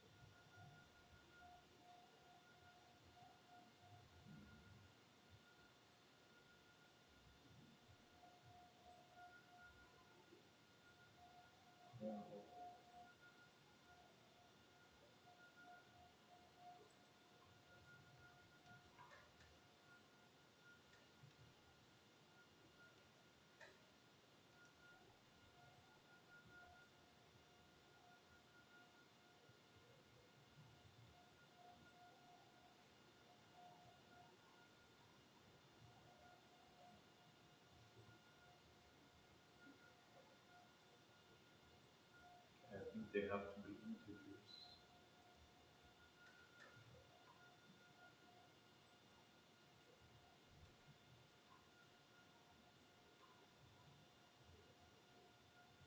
Oh,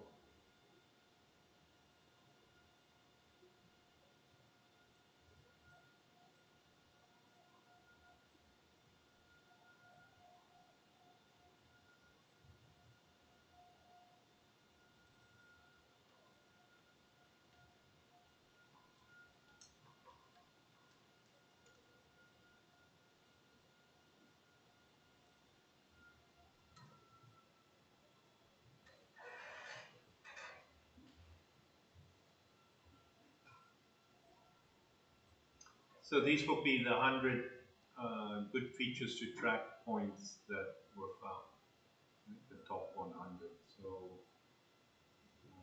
let's see. Um, if I change this, let's make it 50, and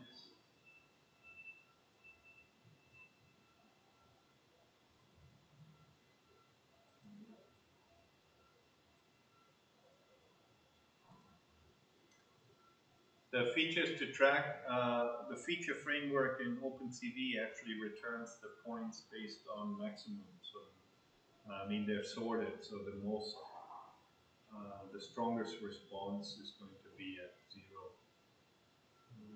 So let me do something similar here so that the pictures map.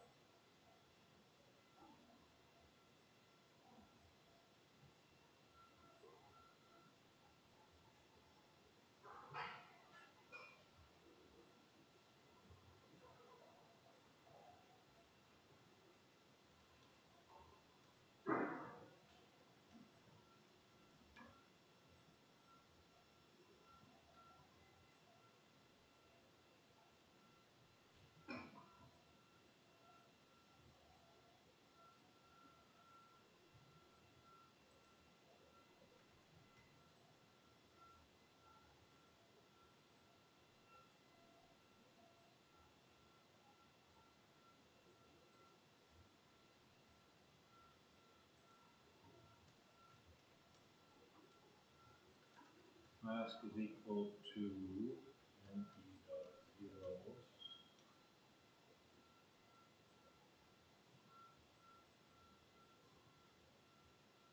image dot change,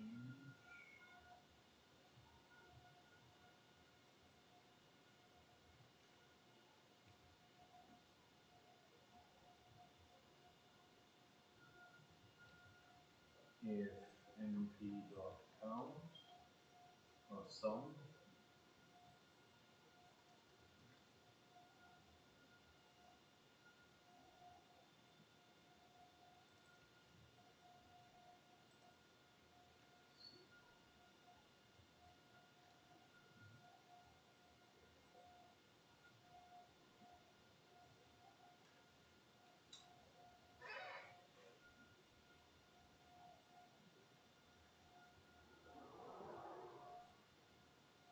and I need to return this around, I think, from 1, 0,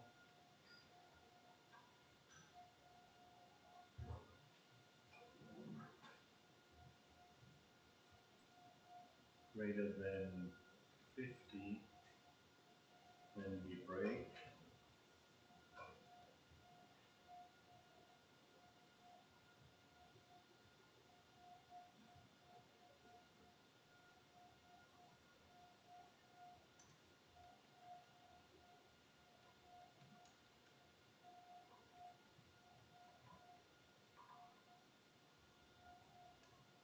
Copy and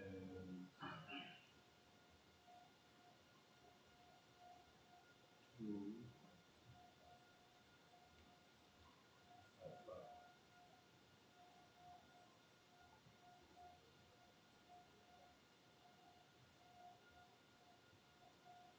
Okay, let's see if that works.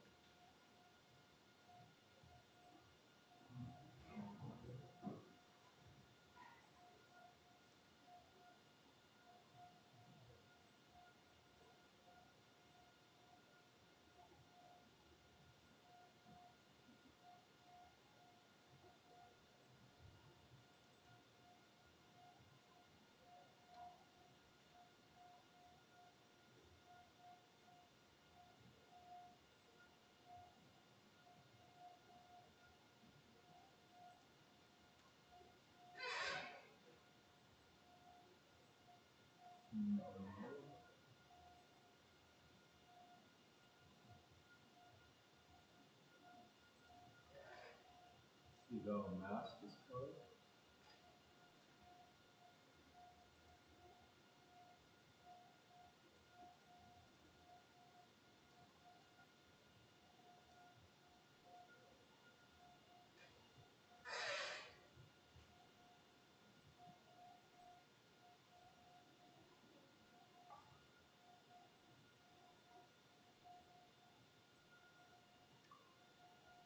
Okay, so that's getting there. Now,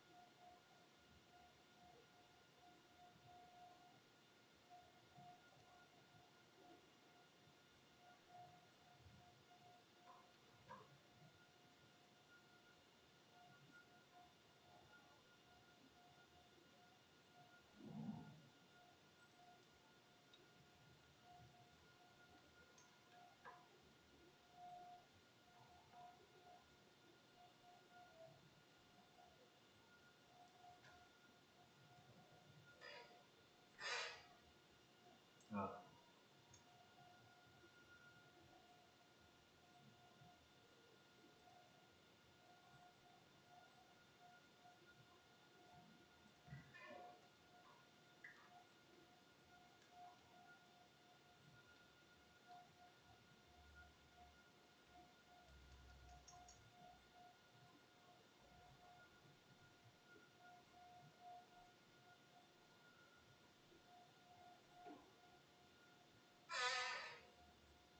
now the points are red, which is not so easy to see.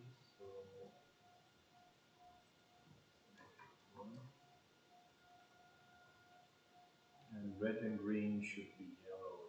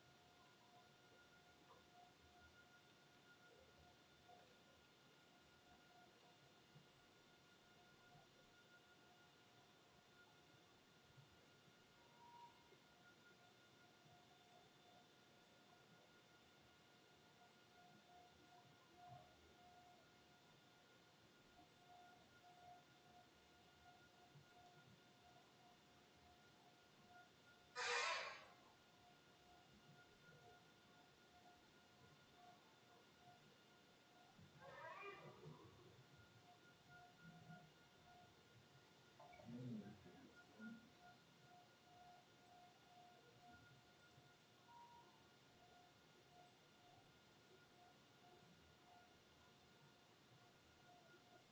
what I want to plot is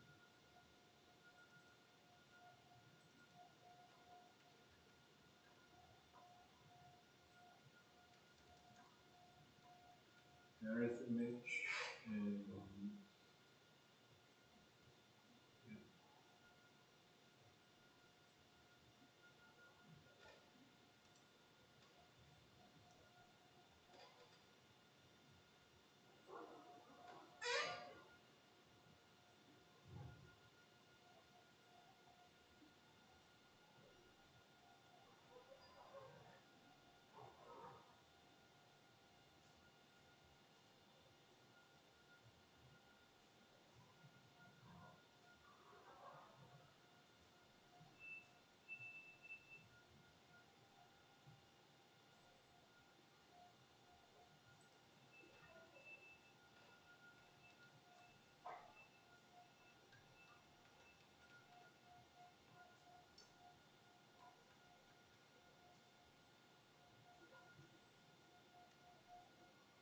Now I can make them a little bit bigger.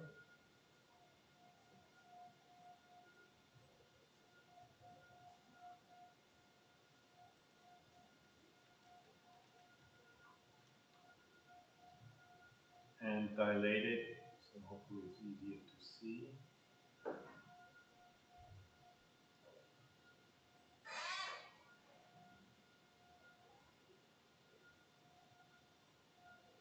Yeah, so you can see the difference here. This is what we get with the Harris corner detector. And here are our pixels from the good features to track. Just slightly different versions.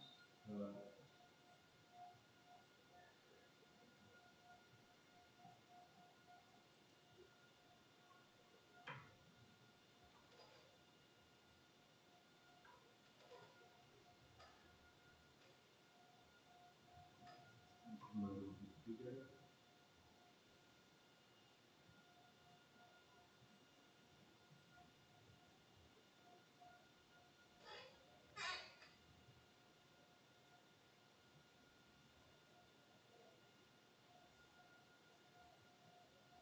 This seems to have way more points. Right?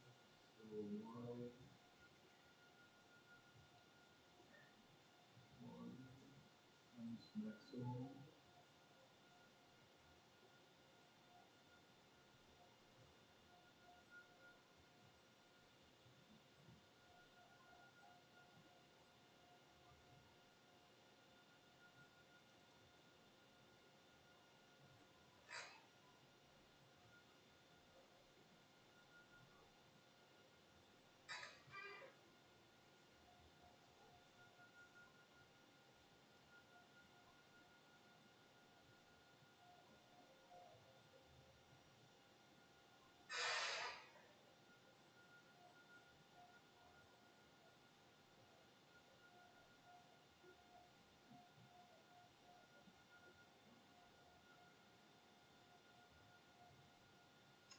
So here we can see that this part here, they are more spread out because I can specify what the minimum distance is. The Harris corner detector doesn't do that, so it repeats some of the pixels here. So I need to increase it. But other than that, they basically trigger on very similar locations. This one is kind of interesting that it's not here on the Harris corner detector. It's only the good features to track the top of the head. The hat, not the head, the hat that the lady is wearing. We can try and play around with this some more. So if I leave up to 500,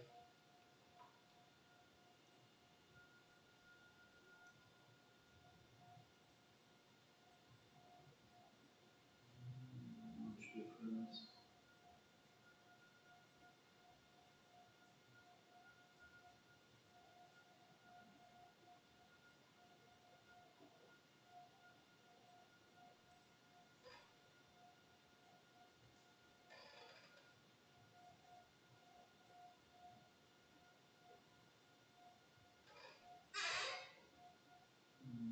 Yeah, now it kind of has the same clusters.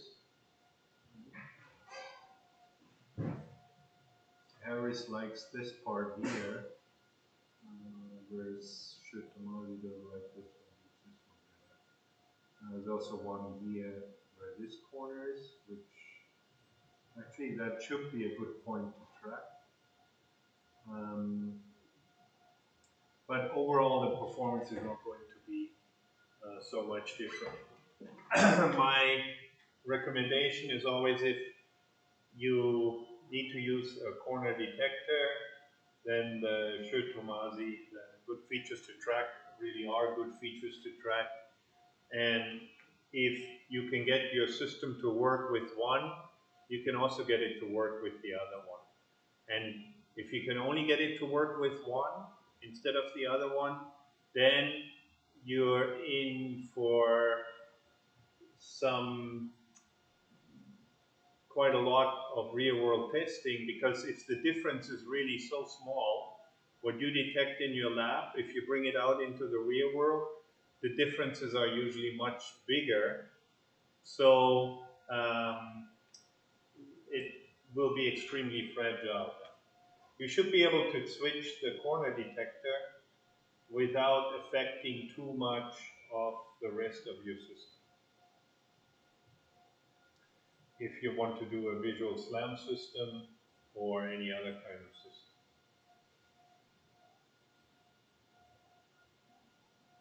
Okay, good. So then let's leave it at that there, and we'll do integral images next class.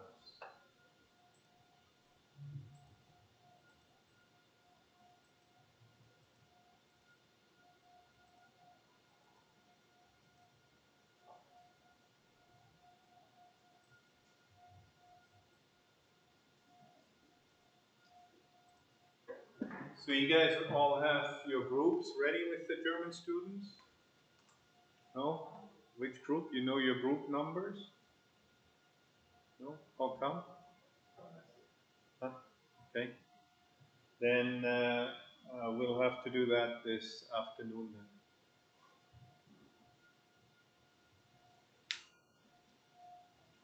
then. And then send a message to me also via DM on Discord, so that I know that you're still looking for a group. And you have your group? Okay. Good.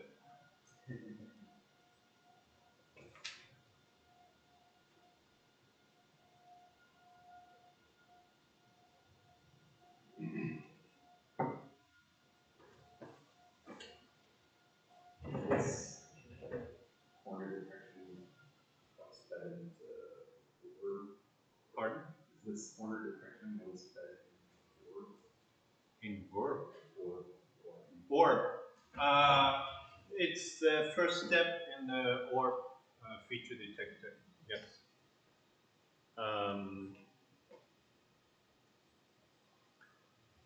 It uses what is orb again? I think it uses the fast corner detector, which is actually it feels like a more hacky version of a corner detector. They actually just look at taking the pixels and shifting them around.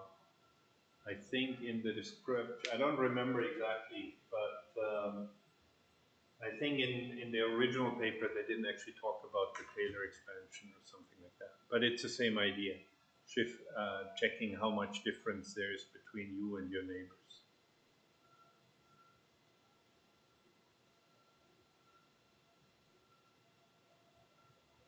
And then for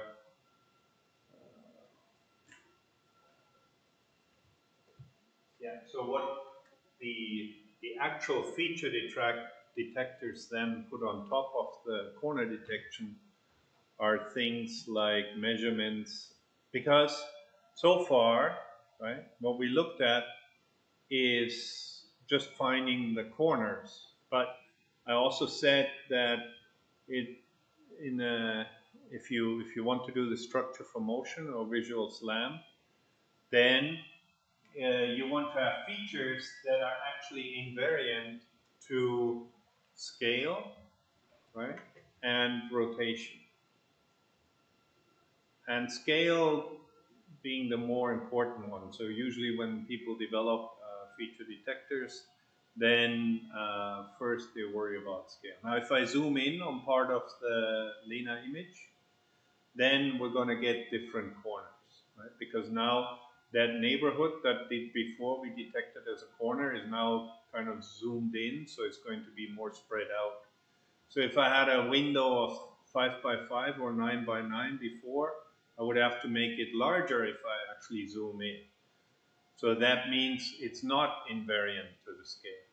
I'll detect different pixels, if I zoom in on the image. And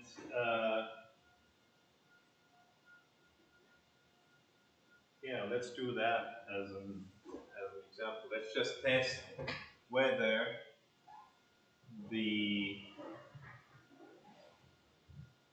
images are the Harris and Shri, whether they are actually invariant to the scale. So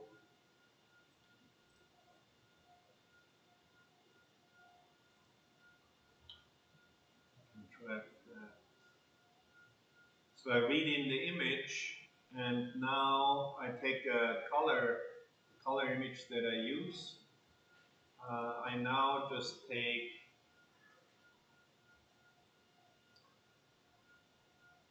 Now, if we look at the corners, then most of them are down here in this bottom left corner of the image. So that would be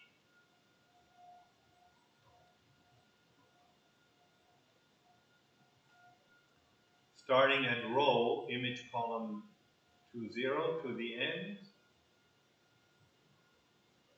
and starting from 0 to image column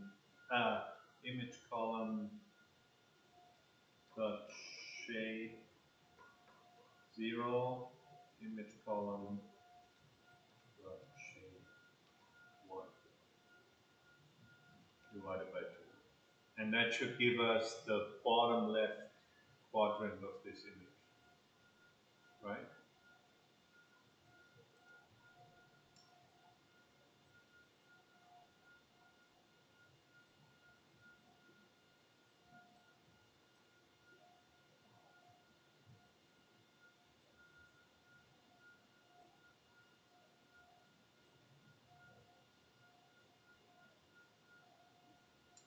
So my mask is wrong now. That would be image column.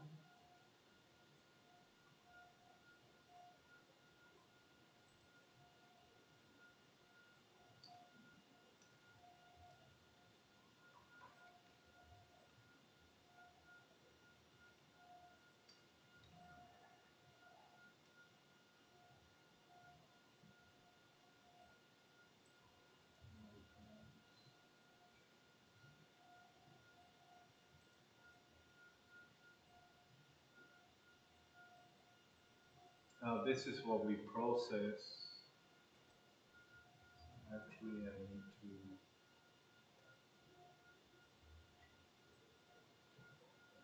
break that down into 2 steps.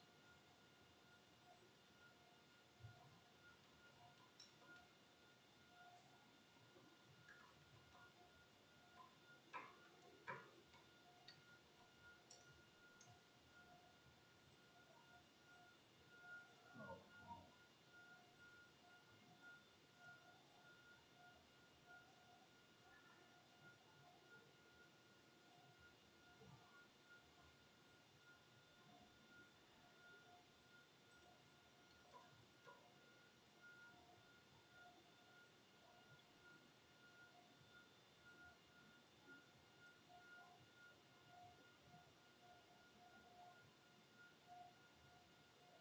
So mask is now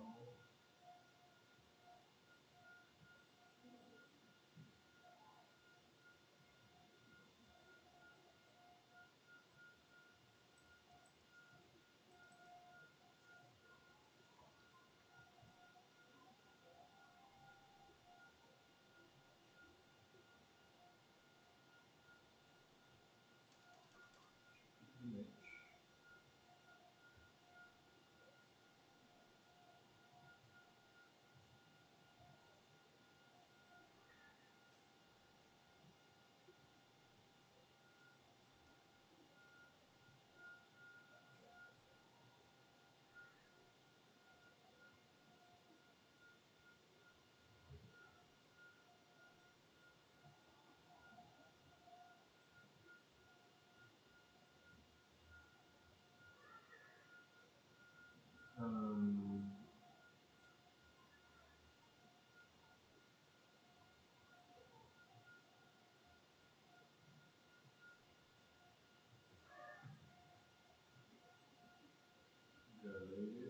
image is this.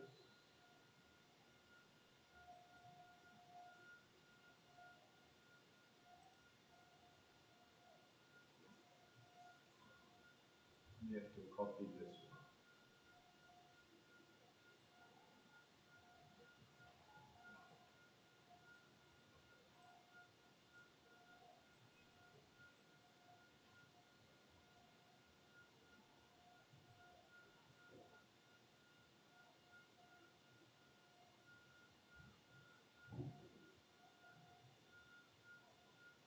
Cannot assign tree Harris image.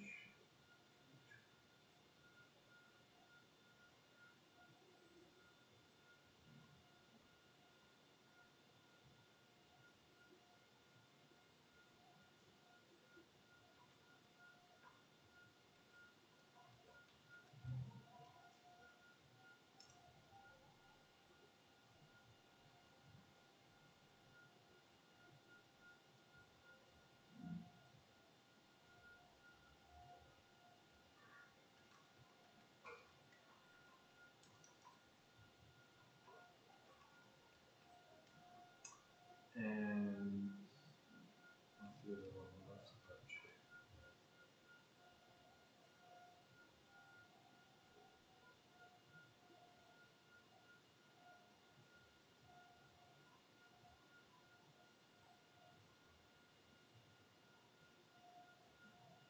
Okay, so why?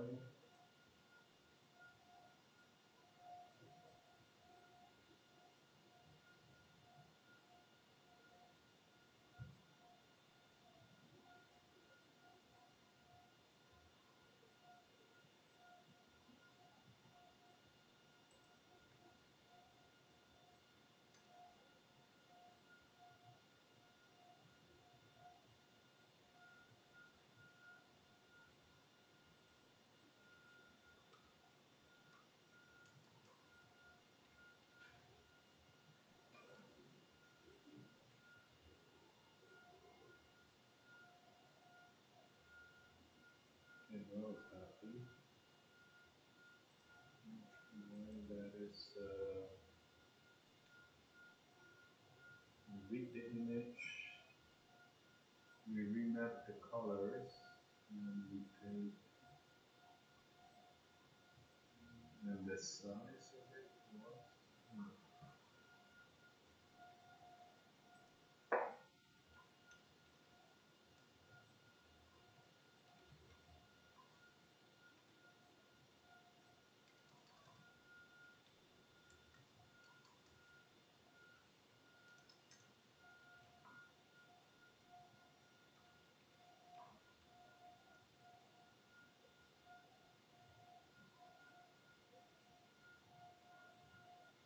Yeah, so now you can see here the good features to detract are all outside of this one. Here it will be on the edges, so it's still okay, but why can I not assign?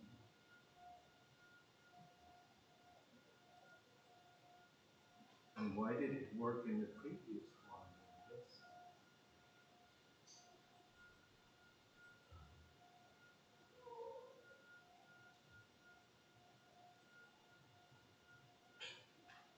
I think the size would be.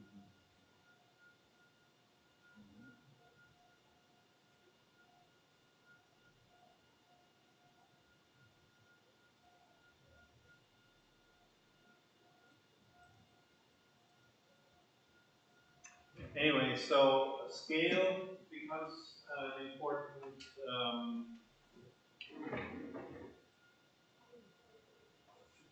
problem when you're trying to detract features. And the other one is rotation, right? So somehow, after you run your Harris corner detector or similar algorithm, it doesn't really matter which one, then you know you have a point that, at least within its local environment, it's unique. Now you want to come up with a descriptor that finds that particular point even if the image is scaled or rotated, and identifies it, like gives it a label 1, 2, 3, 4, because you need to be able to track them. That one is done in a couple of ways. How do we deal with the scale? When you think?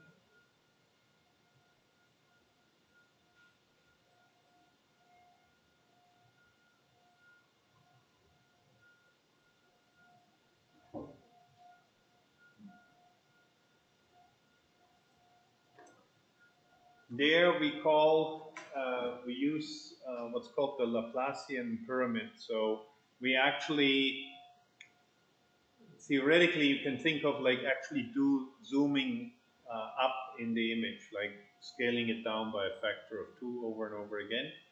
But that's not what we actually do. We don't really scale it, but we blur the image. And then that kind of has the same effect of trying to zoom in features. Because the finer details then disappear through the blur, and only the stronger features will remain as you go up in what's called the image pyramid. And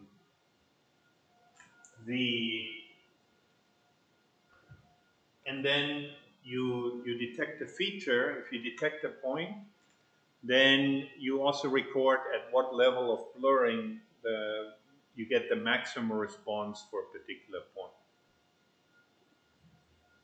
So that means now for a feature, you have a location, but you also have sort of the scale of this particular feature. Now that's computationally not cheap, so usually you try and limit this to maybe 2 or 3 levels of scale, but not necessarily. You're trying to reduce those as much as possible. And most of the times, our changes in scale are not like from this to like to the door for this particular thing, right? If you need to track it through all of these scales, then it would be very difficult. But you also don't want your robot to drive by 1 meter and then completely lose track of where it is, because all the features now, the wall plugs are all of a sudden bigger than they used to be. And then I'm not exactly sure what the orb feature does, but it does some variation of, I know what the surf features do, which is the speeded up robust feature tractor that was popular before. That one, in order to get the orientation, we actually calculate the gradient around the neighborhood, which we already calculated the Sobel X and Sobel Y. We calculate the gradient angles, and then we find the maximum, and we use that as sort of the zero, the home position of the particular feature. So we rotate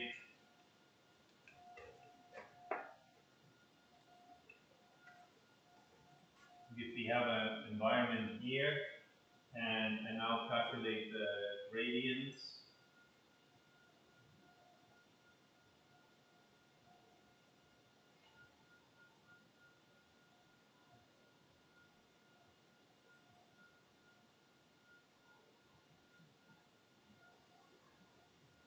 Then I look for the sort of, not sure if we use the average or the maximum, but they look at all of these gradients, then that gives them a number that they then use as a zero angle. So the entire pixel map is then, that would be considered to be the orientation for that particular feature point here. So that's how we get orientation. You could do different things like maximum average, any kind of thing that gives you one number for what you consider to be the angle of rotation. And then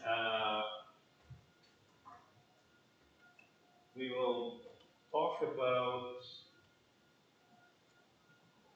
the actual descriptor, which is kind of interesting for surf features, but I want to do that next class because um, ORB and surf, I think ORB as well, they actually use the integral image in order to be able to efficiently calculate their feature descriptor. So we'll talk about the integral image first, and then we can look at box filters.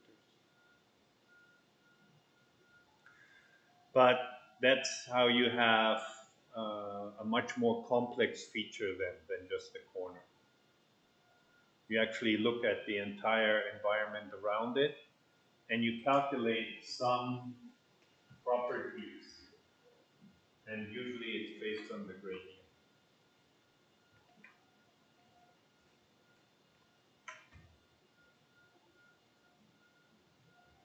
Because you wanted to be looking at the differences through your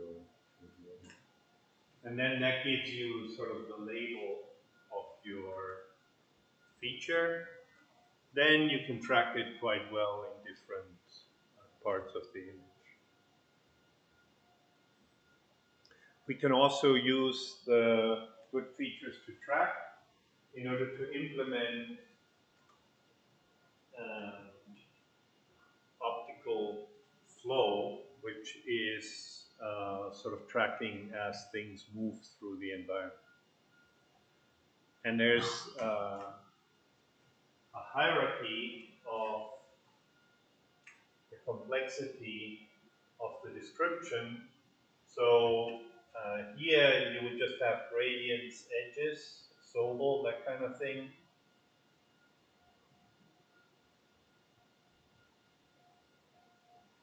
Right?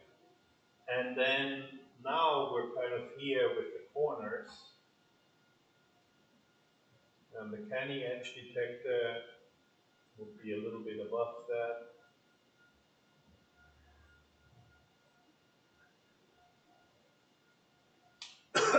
But now we still only looked at the actual gradient of that particular pixel in order to determine whether it actually is a corner or not, right?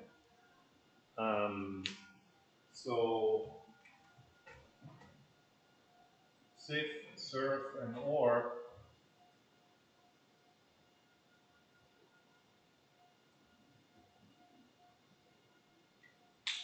are higher level feature detectors that not only do they include the gradient of that particular pixel and its neighborhood, but also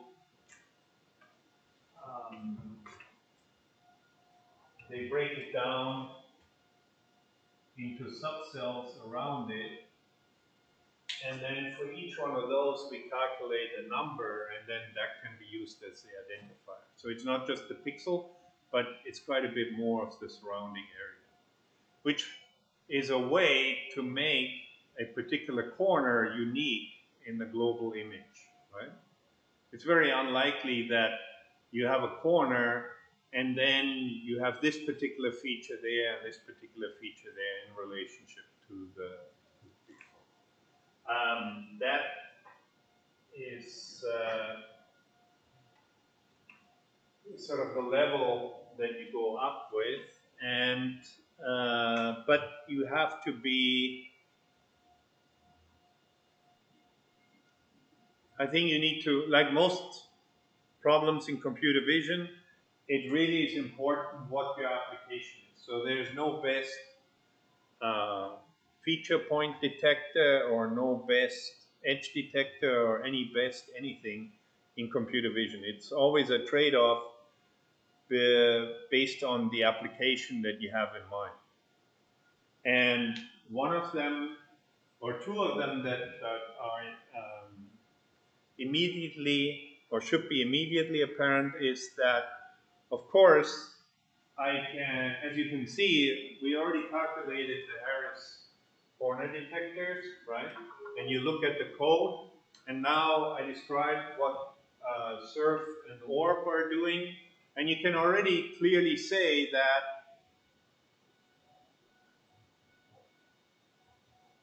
the orb features is going to be quite a bit slower to calculate than Harris, because we're looking at many more pixels, right? So if you need to track things that are moving very quickly, then your orb feature is probably not going, may not be able to do that fast enough, right? The other thing is memory requirements. We need to keep track of more pixels, more parts of the environment, so we also need more memory in order to implement the orb features.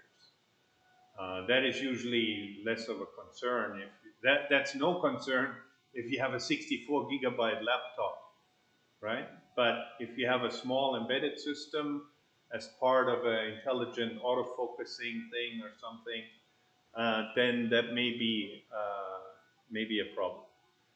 So it's not just the correctness of the output, but also the runtime requirements and the memory requirements of the algorithm.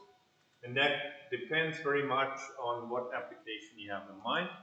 And more importantly, I already talked about this previously, every algorithm has certain kinds of systematic tendencies. And for any kind of classifier, here our classifier is corner, right? Corner, yes or no. We're calculating a predicate of pixels. We ask it, is this part of the corner or not? Whatever you do, you are going to have errors in your algorithm, but there's two different types of errors, right? There's false positives, where your algorithm says, oh, there's a corner here, but really there's none, right? And there's false negatives, where there is a corner, but your algorithm says, no, it's not there. Now, different applications will react differently to the two types of errors. And just giving you one number saying this algorithm is 90% accurate or something is completely useless, because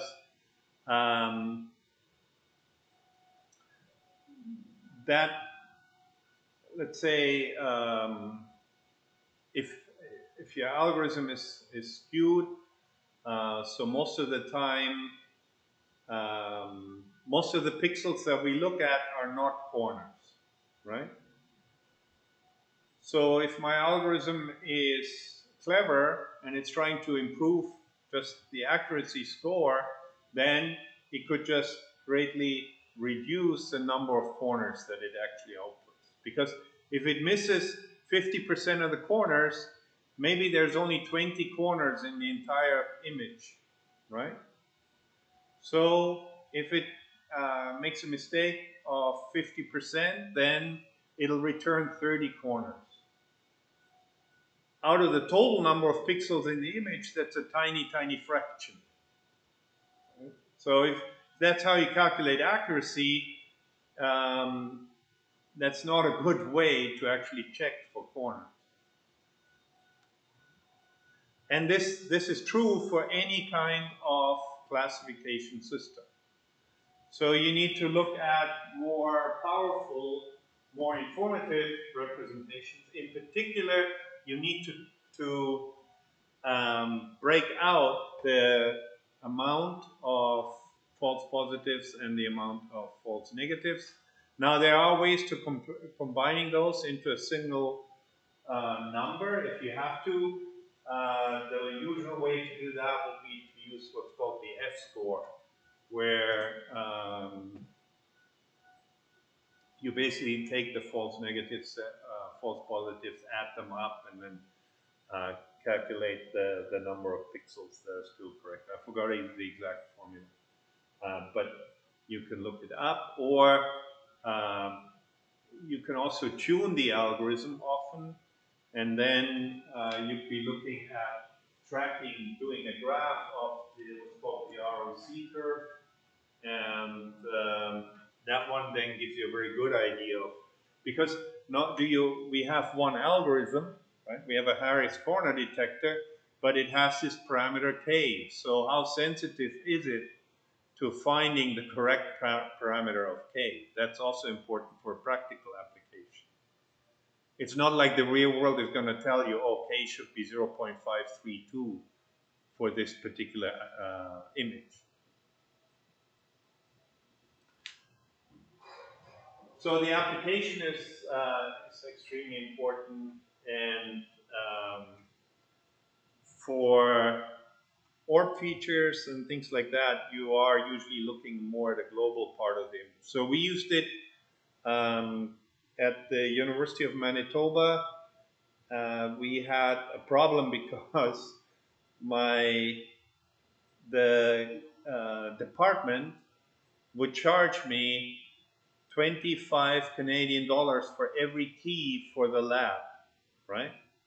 But I had like 10 students, and then the students would graduate, leave, then they would forget to return the key, then I have to buy another key, right? So I didn't want to spend like thousands of dollars on keys for the lab. So we implemented a computer vision system with a lock. So there was a camera, and then the idea was that we would have a key, but I didn't want it to be too easy or too so that you couldn't just copy it over and over again. So it would have to change and everything. So it was basically a lab image that we put on the mobile phone. They held it up in front of the camera. You can see the whole thing, and then we just looked for the orb features. I think we used surf features for doing that, but it's basically the same thing. Then if this is your camera and you look at the whole thing, then the orb features work really well. And you can hold it a little bit further back, rotate it a little bit, and it would still give you the correct, that you have the right image. But if you didn't know, then students have just these images on the thing.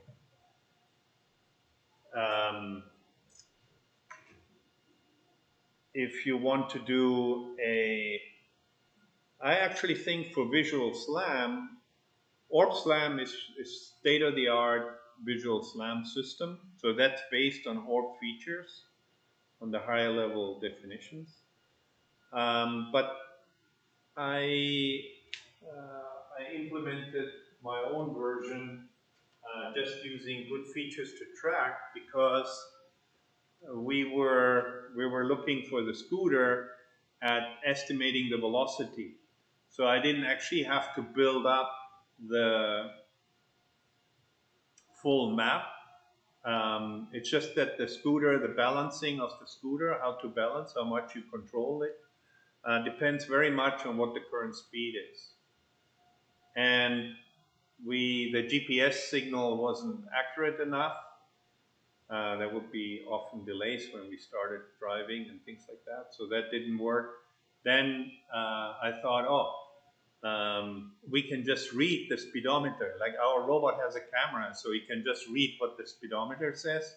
But in sunshine, it was impossible to read the display with our camera. So then the idea was to just have a camera mounted on the robot looking forward that can actually track pixels. But there, I didn't need globally accurate pixels, right? Like I don't need to read it to detect that particular feature pixel again after I do one loop. I just need to have it consistent for a certain amount of time. So we put the camera looking down on the ground in front of the robot. That's almost always the correct distance. And like I can estimate where that is in the image on the y coordinate. I know how far away that is.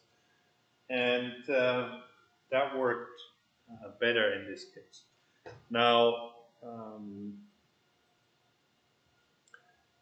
the problem with that particular project, and it's something like you can see that here too in this example here. If you want to now do some processing on this particular image here,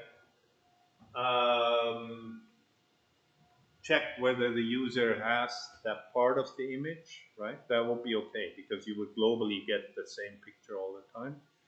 But if you wanted to track the camera around how this picture moves, then part of it is going to be moving out of the view, right? So only going to look at part of the image.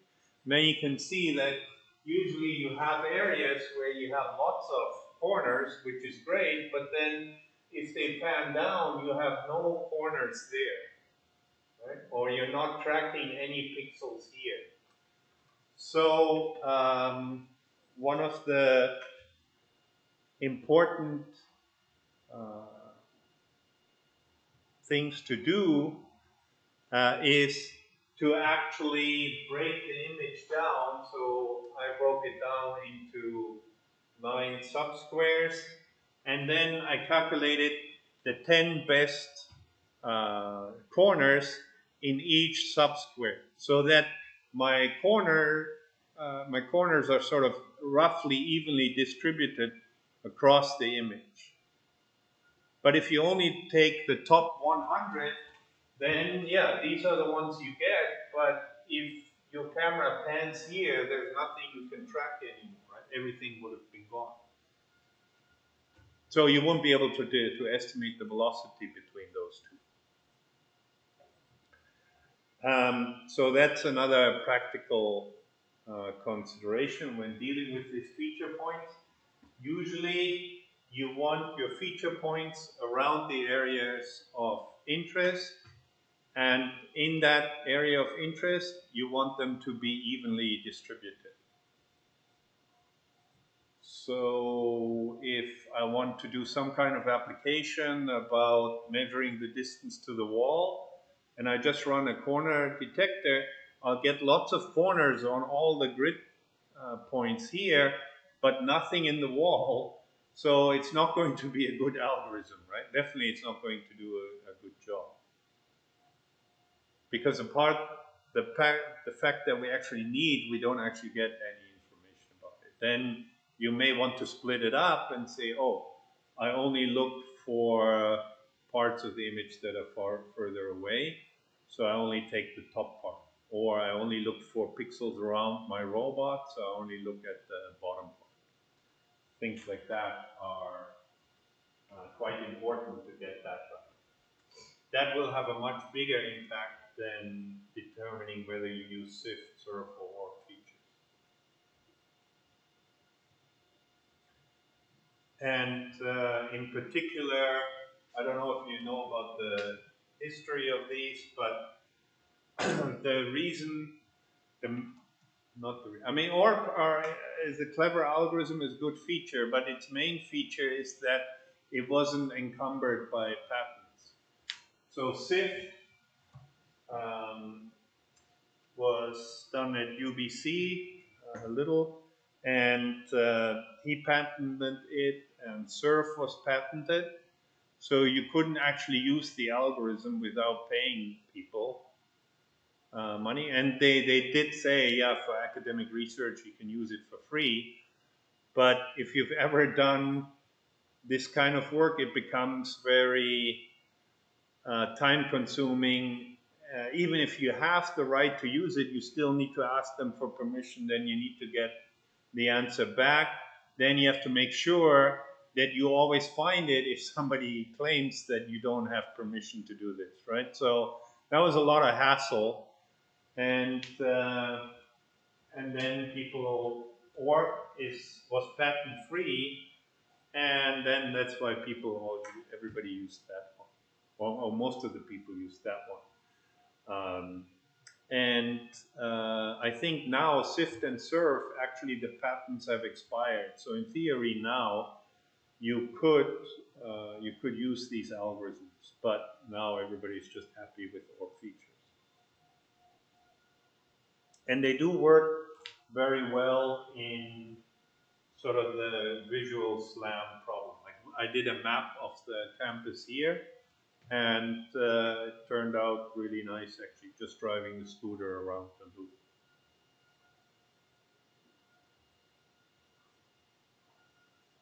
Okay, good. No, that's it. That's really it then for today's class.